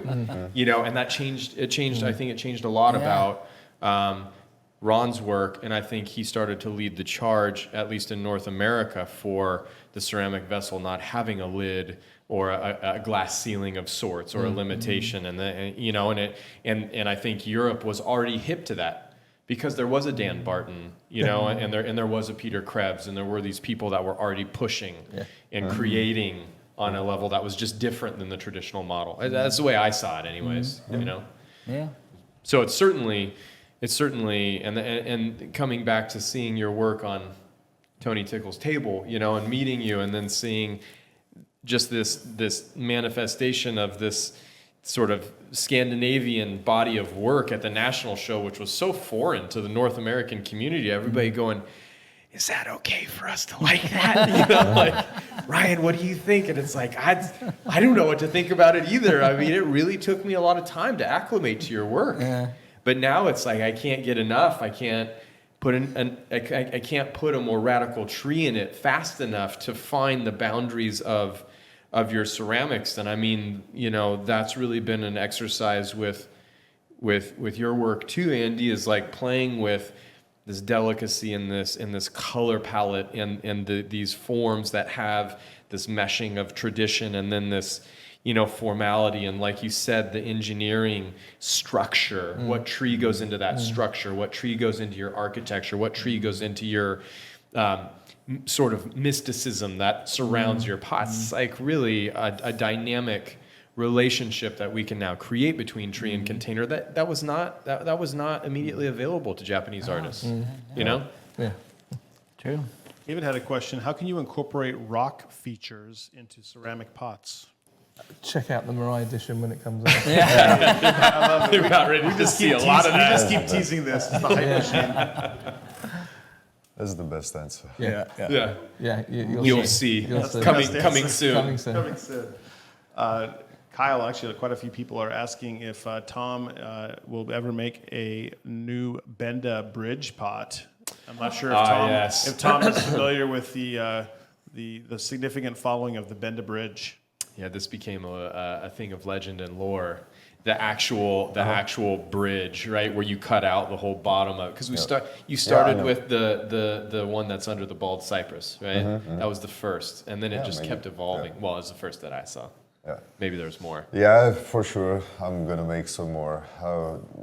I recently saw the things I used to make the one you mentioned, and I said, that was quite small. So I want to make a bigger one for sure. And I still have some project for my own forest that I want to just replant on pot like this. So definitely I'm back onto it for sure. Some day in future. I will have some tough time in near years, but yeah, there will be. When the mood strikes, huh? Yeah. The And day will come. And then Matthew asked, do you guys have a Triskele chop? And I think you could also maybe tease another chop that's happening right now. Not Go just for chop.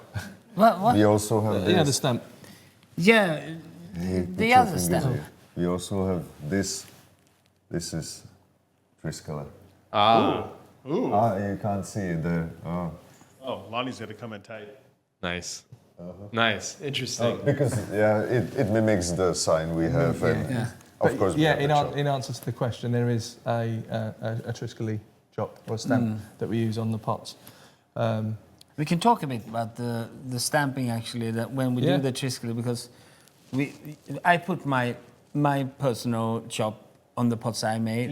Can you show everybody that? Just hold your finger there. Yeah, The Phantom. that is. Yeah, Yeah. that's his chop. That's how he puts it on his pots, which I think is so gangster. Yeah, it is. And so I stamp the pot that I've done, and then we stamp it with the Triskele chop, and then now we also stamp with the Mirai, especially we have made the chop especially for this edition. I saw it on a pot today, and it almost brought a tear to my eye. That was pretty awesome. Yeah. So there's a special stamp for this edition. Cool, cool. Thank you very much for that. It's really an honor to be a part of this project. Yeah, it's nice. David has another question, or maybe a different David. He says, if you had to choose another bonsai type of container or other ceramic to make, what would it be? Shawan, tea bowls, you know me, hands down, teaware for me. It just ticks all my boxes, but struggle to sort of make that sort of free form, but still, I think it's a very personal thing. The cup that you pick up every single day to drink whatever you're going to drink out of it. But I just love the form, and it's one of the most difficult forms to get right. But yeah, if I could change, that would be what it would be. Is this like the discussion of the non-bond needing to be able to make a perfect circle to be able to make a good informal shape? That kind of a struggle there to make a tea bowl that is perfect in its imperfection. Yes. Yeah. Huh. What about you, Tom? I would go into something technical, structural. I have somewhere back in my mind this project. It will be, the thing I would do would be more closer to stonemasonry. Like, I think about some bricks, very decorative, but they will still be, they will have that part where you could incorporate the wood frame for the door. So I would build some special ceramic frame around the door before you bring the door. Like it will be very structural. Like there will be hole for you can pour concrete in it or something like that. I still think about it. Or just some wash basic. How is it? A sink. Just. I wanted to make one for the building that's maybe gonna be built here on Adam Johnson's property. I'm pretty sure he's still excited about that. Yeah. And if you want to make one for my house, we could do that too. I'm just throwing it out there. I'm not. Super. I'm not. I'm not. If you want to. Yeah. It's just have to find the right place and right time. You have other things on your plate right now. Yeah, it's gonna be tough. Yeah. Tom's rebuilding a house in a studio, which is exciting. Congrats on that. What about you, Phil? Sculpture. I will go into sculpture. I do a little bit on the side, just I like it. I like to create the sculpture for sure. Yeah, that would be also a thing. I've also done a few sculpture things in my life before bonsai pottery, and since then, I always put my dreams aside. Okay, my designs are also my dreams, but even the first task that every potter does for himself is like their own tea set for a family. No, not yet. No, I've never done it either. But the sculptures, they were figural. It were busts, and almost like they were not like real. It was some caricature, but maybe that would be something to try again. And if you could answer this question, what are your favorite glazes? That's for each of you. Ooh. Go on, Thor. I have my crackle turquoise. I like that a lot. It's that's and the Oribe, the green. What's the crackle? What color is the crackle? Turquoise. Turquoise. Turquoise, Turquoise. yeah. Okay. Sort of, I sort of have found my favorite glazes, and then I use other. I can even use commercial glazes I bought, in cans, just to make little splashes of something. Because you always have to break beauty. I think that, there's nothing more beautiful than a sunset with a straight edge. But when it comes to a seagull flying in or a boat flying in, it becomes all of a sudden harmony, and that's also why I want to break. It's also the same when I make pots. I want to break the perfection with something that, and I do the same with glazes, that I mix them a lot. And, Ironically, mine are the same as yours. I've got a nice sort of Oribe style sort of copper green that cracks up quite nicely, and it's sort of reasonably translucent, which I love working with. A little bit unpredictable, and again, I've got like a standard turquoise that I can get so many variations from, depending on what clay I put it on, where I put it in the kiln, and how I apply it to the pot. Can I make a request? Yeah. More pink pots, baby. More pink pots. More pink pots. Okay. Yeah. That rose blush Yep. color Yep. that you came up with. Yep. That's really special. Okay, cool. That is Yep. that is a really beautiful thing. Leave it with me. And fascinating, to think about that pastel pink and the number of trees that it would complement in a Okay. fantastic way. And ultimately, it just comes down to it's never existed before, so nobody knows Cool. to be using it. But I'm going to tell you right now, people want it. Fine. Yeah. Okay. You found something special there. Brilliant. Yeah. Okay, I'll give it a go. I just love my nickel yellow glaze. It just works so well now. It's been a struggle for years to really make it work, and it finally does, and I'm just super happy. What does And I that love- mean? What does that mean it's a struggle to make it work and it finally does? You know how to use it? What does that look like? There's some recipe, and it works for someone in specific conditions. It's the type of clay, it's the type of firing, and The right location in the kiln. yeah, wood. Yeah, What especially kind of yeah. wood? Yeah, especially for you. Even the type of wood can affect it a lot. But So do you trade glazes too? I mean, we've talked about you exchange clay, but Yeah. have you ever taken Thor's glazes and wood fired them? recipes. We we have shared talked about recipes. that a lot, yeah. Because I would love to see my glazes in a wood firing, but well, that's something on the to-do list for us. Yeah. Yeah. We sort of trade recipes Yeah, as well. and do? Andy's he want to share everything. He's like ask me. That's No, awesome. So, happy to but share. Yeah. you're so that's great, great. with that. I Yeah. always use the analogy Yeah. that everyone says, "Oh no, I can't say that's a secret." It's a lot of rubbish.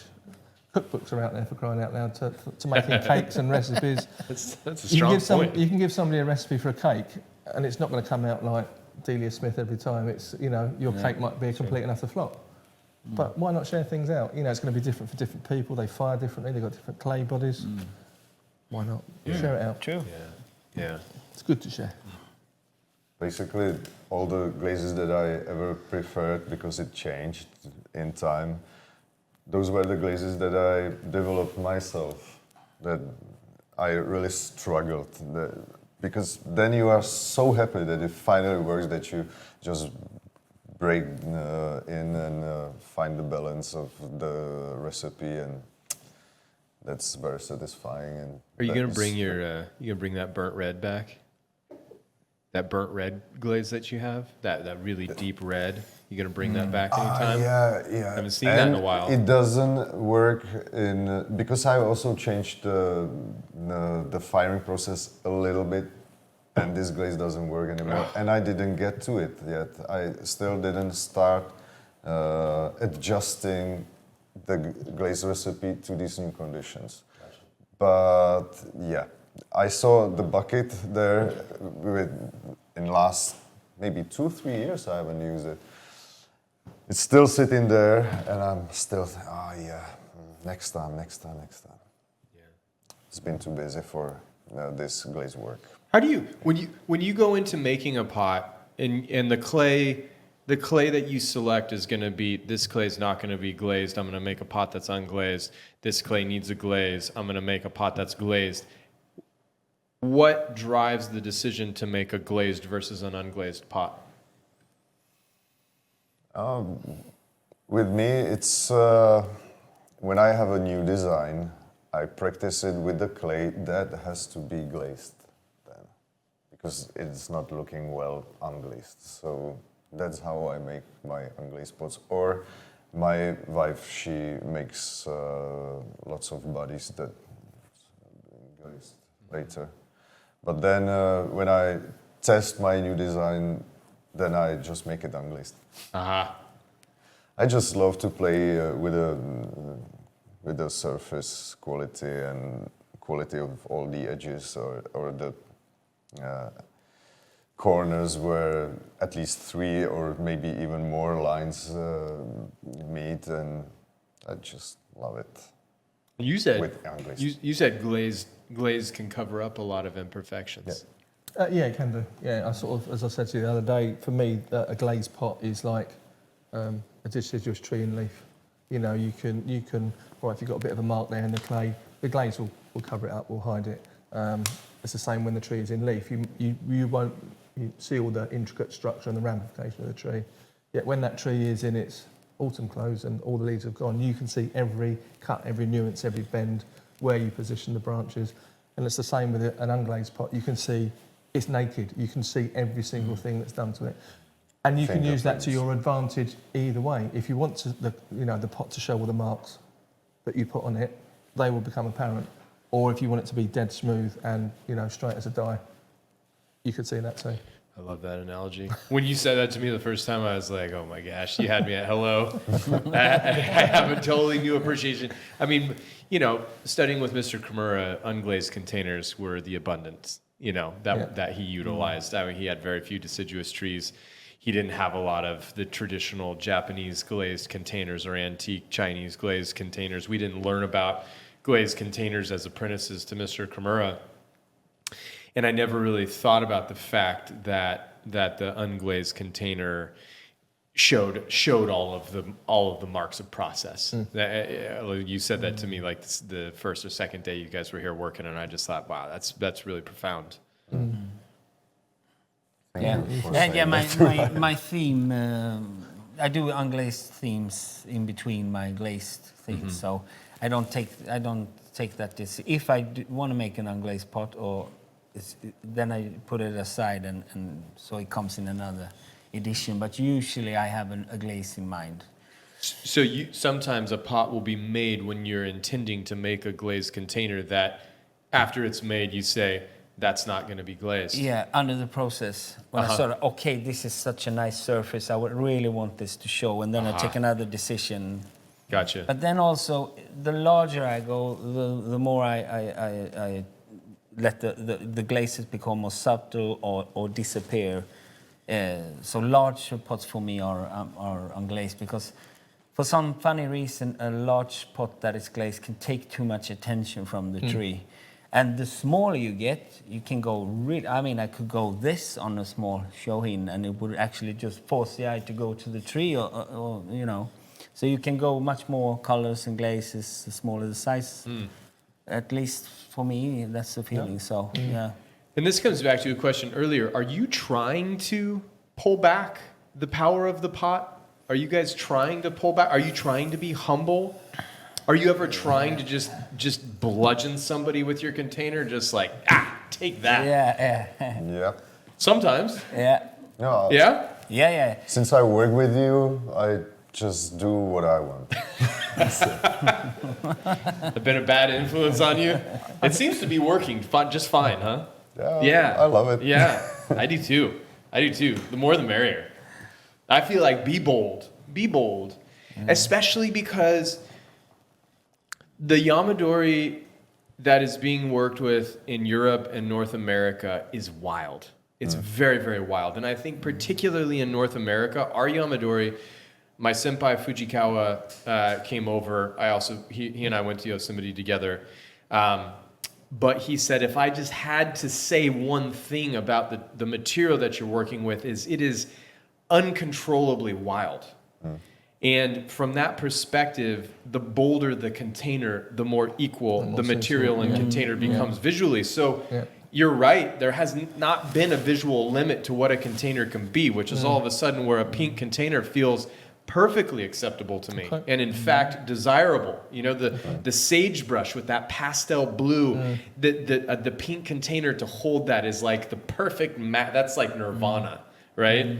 And so, you know, as you guys are making and you say, listen, the bigger it is, the more subtle I want to be, and I wonder, well, do you ever just flex your might in terms of a ceramicist and try to bowl somebody over with your work, or is that not a thing? Yeah, I do that, but it also takes a lot of time to, when you go into experimenting and discovering, it takes you away from the other pots and sort of. So I do that when I know I have the time to, maybe 3 or 4 days. I can work on just one piece, and I can go really crazy on it, and putting heads on the corners with helmets and a fighting scene is carved on the side, and wide rim or tall feet. Yeah, and just to push it a little, and also make a piece of art more than making maybe a pot. Yeah. I think for me, there's always that sort of, if I did make a large pink pot, is it a viable product that somebody would buy? Well, it is now. But and I sort of agree with Thor to a certain extent. If I made something that size and just went, stuff it up, this is what I'm going to do. Yeah. I suppose there's that thing, is it going to sit on the shelf? Is someone going to buy it? Is someone going to find it hard to put a tree in it? Like the question earlier on, is the pot going to outshine the tree? So I suppose there's that, you make a range of ware that's usable by a good 60-75% of people that do bonsai. Sure. But every now and again, you just throw everything at a pot and just go hell for leather. I think the artistic side's got to come out, whether that's sculptural, whether that's flowers, mushikuri, whatever you want to do, just throw the whole thing at it and just see what it comes out like.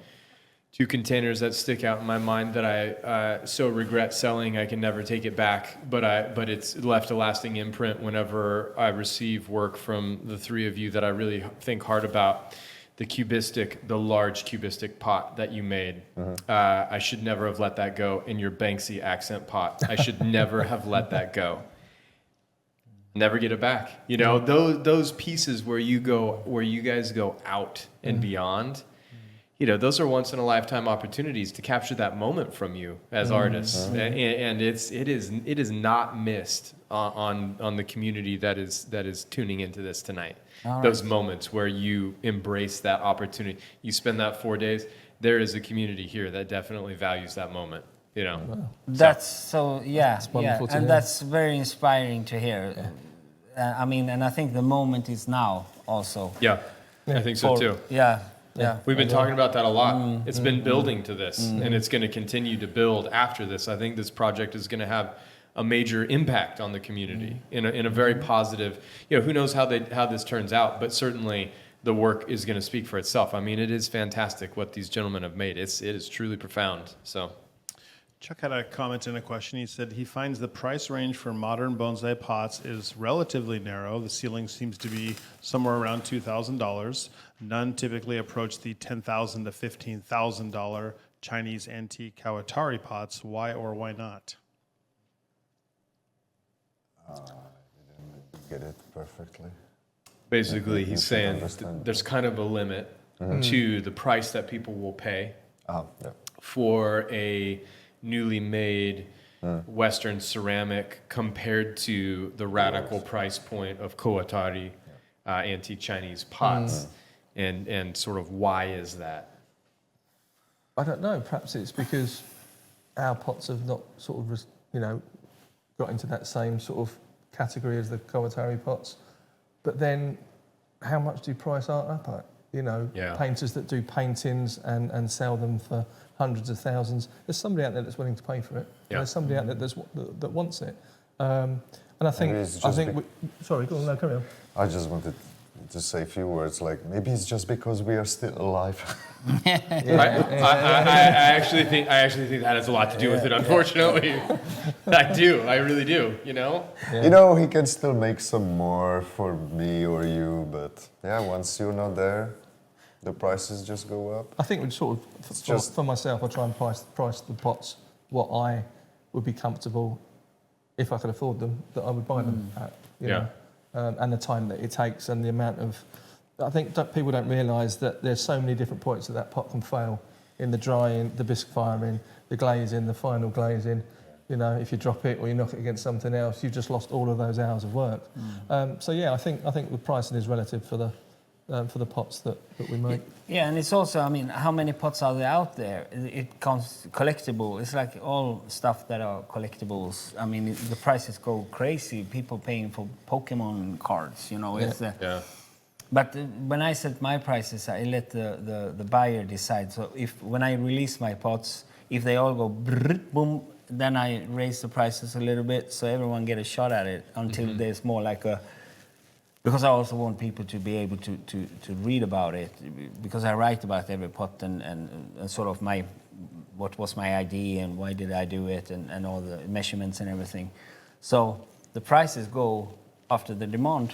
Yeah. Yeah. It's the buyer's demand. Well, I mean, you gotta be the first on your website in the releases to get the ones that you want, because they go. They go. Yeah, it works. And they're unique. Yeah. They're one-offs. They're not, you know, even you may make something in the same style, they're not duplicated, they're not cast from moulds, they're not made in moulds. They're all handmade individual pieces with a voice of their own. Beauty of it, though. Yep. Yeah. Quick one for Tom. Marianne asks, what tree do you think of for your yellow glaze? Birch. Or... Birch, Oh. final answer? Pardon?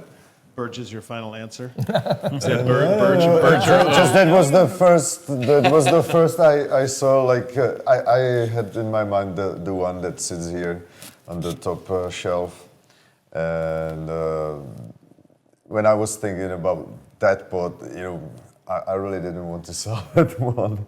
It's just extraordinary piece, and I had a birch for it, and I was just looking forward to see the white trunk, because it already has this white bark, and the golden leaves in autumn.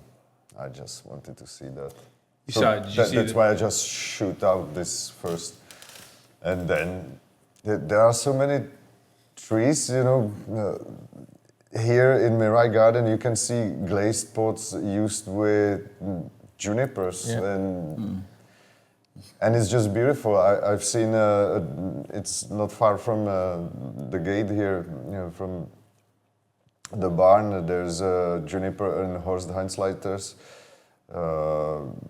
pot that has many different colors. Okay, yeah, it's glazed one, and it's just so wonderful. I see the juniper somewhere at the edge of a forest with some meadow in front of it, and yeah, why not? I think that's what we get back as well. It's just hard to say. I really don't like to work like this. Like you have to say exactly this or that. I just offer this to the world to play with it, or that's the. That's how I take it since I work with you. Yeah. Because you did it for myself, like, hey, this is how I can use it, and I always admired it. And since then, I have this artistic freedom, like, I'm sure it's always going to find the right tree. Yeah, yeah.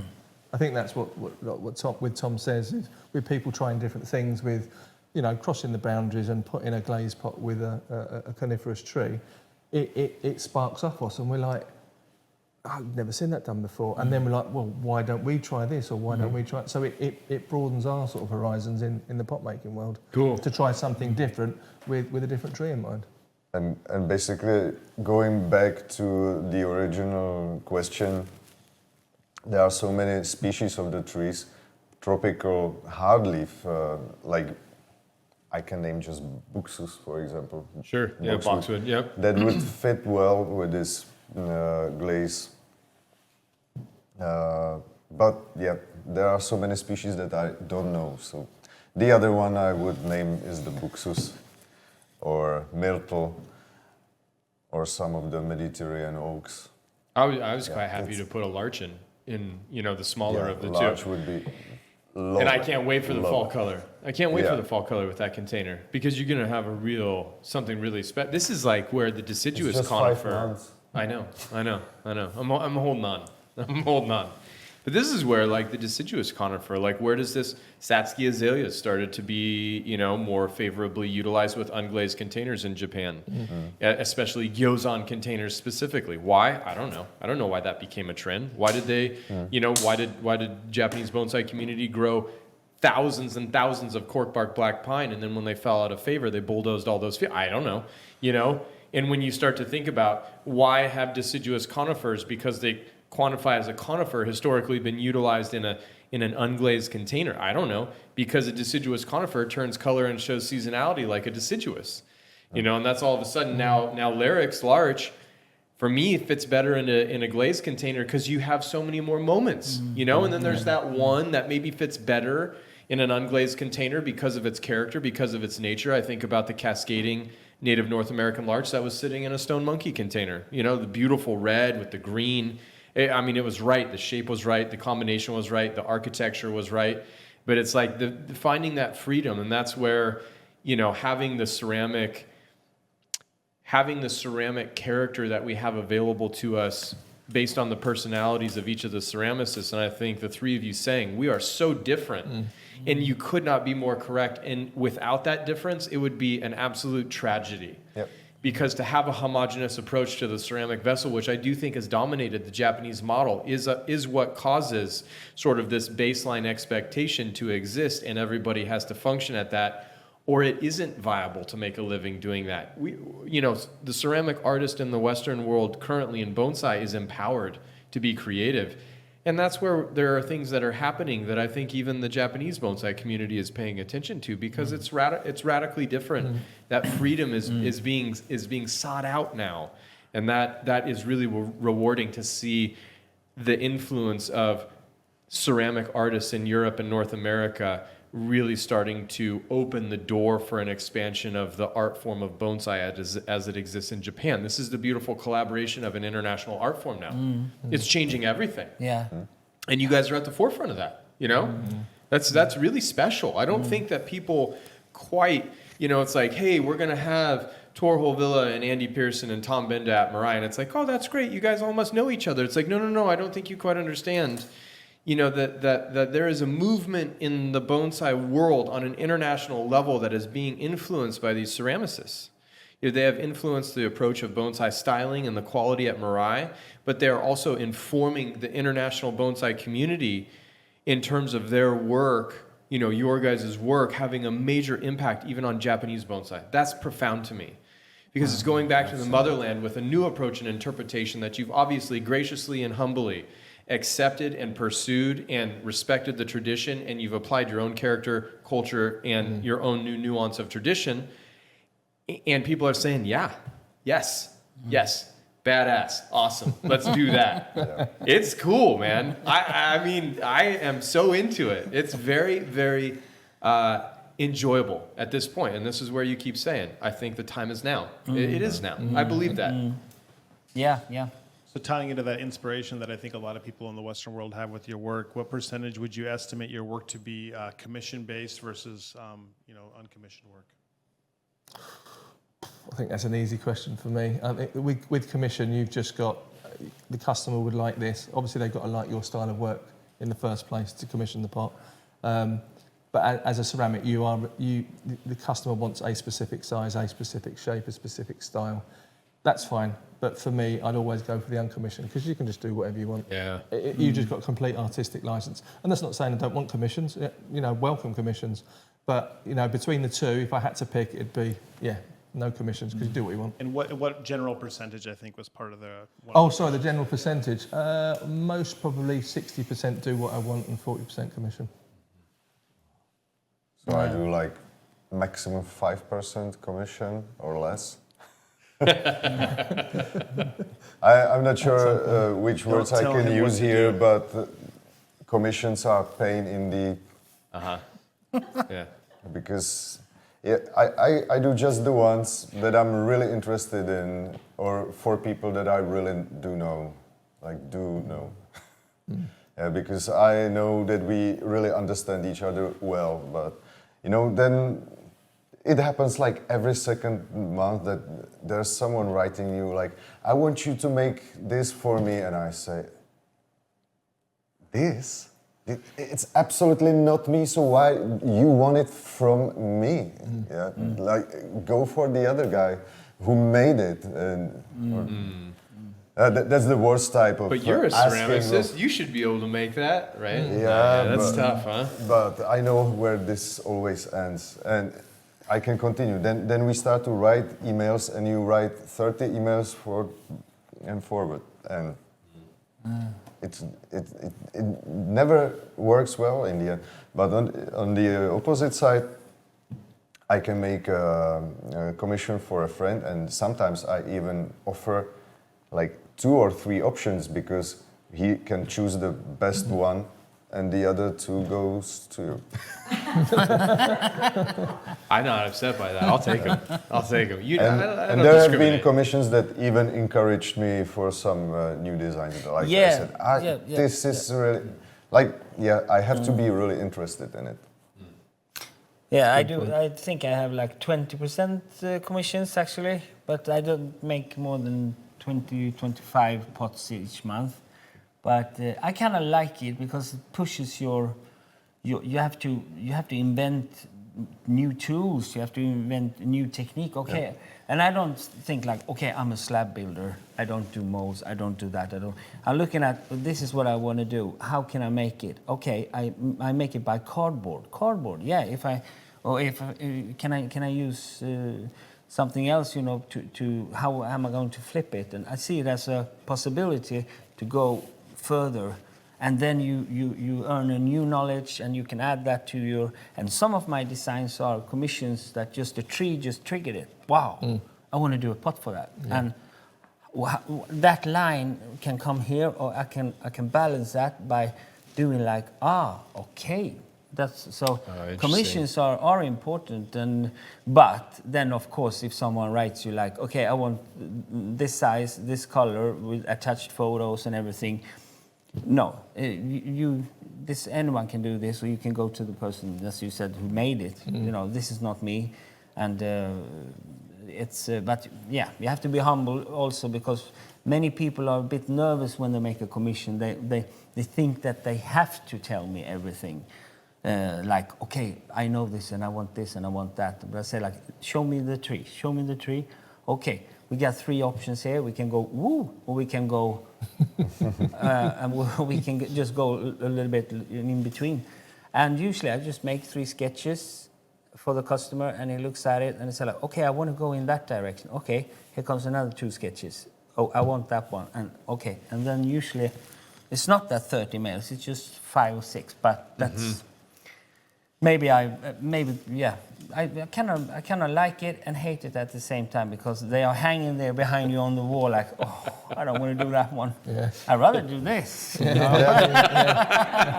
want to play. That's great. So they get a little bit delayed. Sorry. Yeah. And the other thing is when you work on demand and you have to meet the right dimensions that the customer is asking, it's completely different from when you start freely. When I work with my designs that are sometimes very complicated, it's not so hard to work on them if I just start freely and let everything match to a nice visual, aesthetical balance. But if I work on demand, then I have to count so much. Every part, like thinking about every angle, how shorter is it here? and it takes so much time. And But that's also because and of then your style. okay, Yeah. I can do it, but then I ask the price for it, and that's the thing that not many customers accept it in the end, and it's hard to explain them. It is really harder a commission pot, even if it's a design that I perfectly know, but still. Yeah. Yeah. There are just different. problems It's with different, commissions all the time. yeah. But I think your style also, I mean, you have to calculate everything sort of, how If it's this made piece like this. then, yeah, and there's so much, it's a totally different thing, isn't it? Yeah, it'd be challenging, wouldn't it? If I just start the other way, like, okay, I make something larger, something 60, 70-ish, I do that slab in those dimensions, and I just continue working. Yeah. But it has to be absolutely accurate, then it's absolutely different Yeah. story. Interesting. Then shifting gears a little bit, there's a few questions. I know we touched on this as a topic, kind of idea. Some of the advice you might give to beginning potters who were looking to make bonsai pots, and that was from Marianne and also Rafi. Learn how to use clay first. Learn what it does, what you can do with it, how it performs, the drying process. When you can work on it, when you can't. There's so many factors. But if you are dead set on doing ceramics, you've just got to just go for it and practice. Failure is inevitable. You're going to fail, and if you don't fail, then you're not going to succeed. You've just got to keep going at it. If you're passionate about it, you'll stick with it. If not, then that's it. Find another hobby. Yeah, and I would say, go to a night class, take lessons.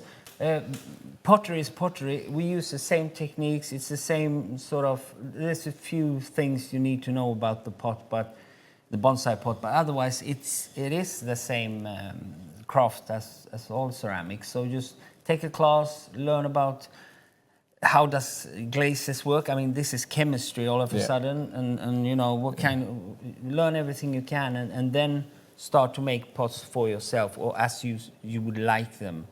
Of course, copying pots is good, like being in a cover band and all of a sudden playing like Jimi Hendrix is super cool, but you will come to a point when you will think that, I want to do my own stuff. It's going to come sooner or later, and try to get on that wagon as soon as possible.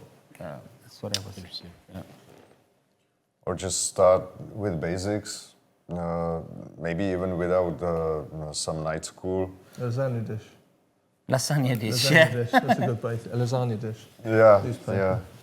Or try to slab it, or coil it, or pitch it, and go for another, and try an oval and another, and just don't skip it. Or okay, skip it sometime for your play.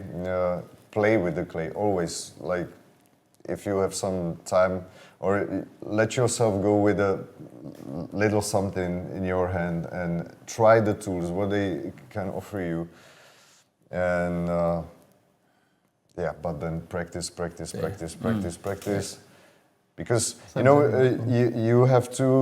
you have to have these basics, so your eyes and your brain are ready for the next step, because they will not need so much energy to focus on the basics.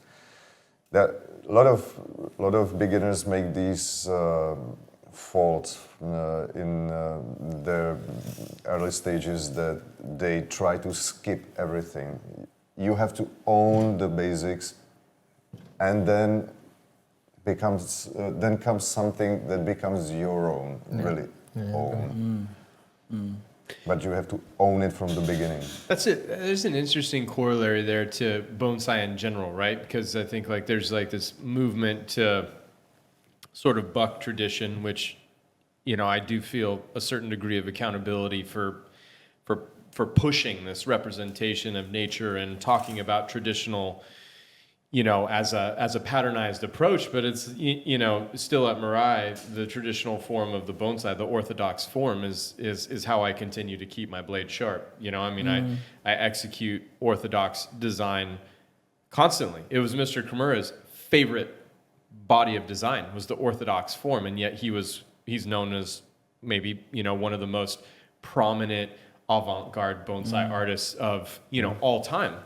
And so you think, like, how does Mr. Kimura work himself into that kind of creativity? He, like you said, owns the fundamentals, and through that is able to innovate. And I would imagine that ceramics would be the same. Exactly. Yeah. the same. Because Exactly to start out throwing a non-bon, Yeah. it's probably, I don't know, I'm not a ceramicist, but I'm assuming that's not the way to begin. Like, No.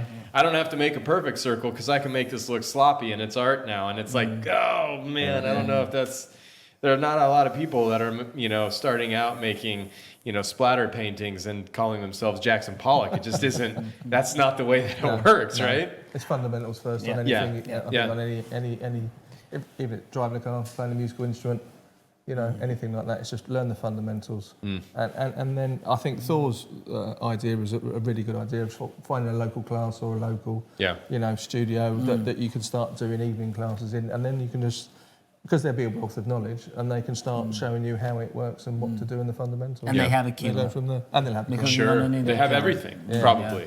Yeah, but the kiln is a big problem because it's expensive, it's big, it releases gases, it raises the bill. Yeah. Yeah. So that, Yeah. I- It consumes resources. yeah. So finding a place where you can fire. Yeah, it helps. And where there may be are glazes already, you can test, you can pay per a small sum to use someone else's or the community's glazes and find out. There's so much knowledge among the ceramicists out there. So and like you said, I mean the basics. Of course, the kiln is hard on you. If you don't know your stuff, it's gonna show. It's gonna There's a lot of learning curves. Yeah. yeah. Firing, glazing, making. Yeah. Yeah, lots of. Yeah, and pin you down. guys answered Kevin Ferris's question about the idea of taking classes to start out. He also had a question about how long did it take each of you to get a good standing point for your knowledge of clay, or someone who was just starting out. What would that look like? We're still learning now. Yeah. 20 odd years later, still learning now. And Mathias Raimondi has been making bonsai pots for 1.5 years. No, sorry. How long is it? I don't know. Before he. Yeah. Anyway, came to yeah. I market. mean, it depends on your skill and your feeling and everything. But I would say that your fingers are your what's it? You got to get it in your fingers. You must be able to close your eyes and feel the shape and feel the thickness and you know, getting to know the clay. It takes different. But for me, I was an apprentice to a ceramist for 2 years, and she kept on like a good teacher can do. She stopped me from going all the time, and she kept me back. You know, so I developed slowly, and that was good for me, but she was a good teacher, so yeah. But you will find out when you sit down with the clay that, how and good people it- develop yeah. at different rates. You know, some pick it up quicker than others. Yeah. Some Yeah. take Yeah. you know, longer than others. It's the same with anything you do, really. It's, you know, the more you put in, the more you're going to get out of it. Yeah. And if you develop quickly, then fantastic. You're sort of cutting out all the crappy pots that you've Yeah. sort of made in the past. Yeah. But I don't think there's an answer really, to be honest with you.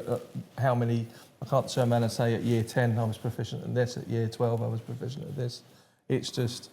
But you're always critiquing your own work. Your best pot is always going to be the next one you make. You make that one, that's it. I don't want to look at it anymore. It's gone. Concentrate on the next one. It's it's a funny. You always want to strive to be better than what you're doing. So I suppose you never reach that point where you are, I don't know, completely happy and confident. I don't know. Yeah. Yeah, I think Yeah. we're all in a happy place with And- what we do, but you're still looking for that holy grail, that next thing, the next idea, the next pot, the next creation.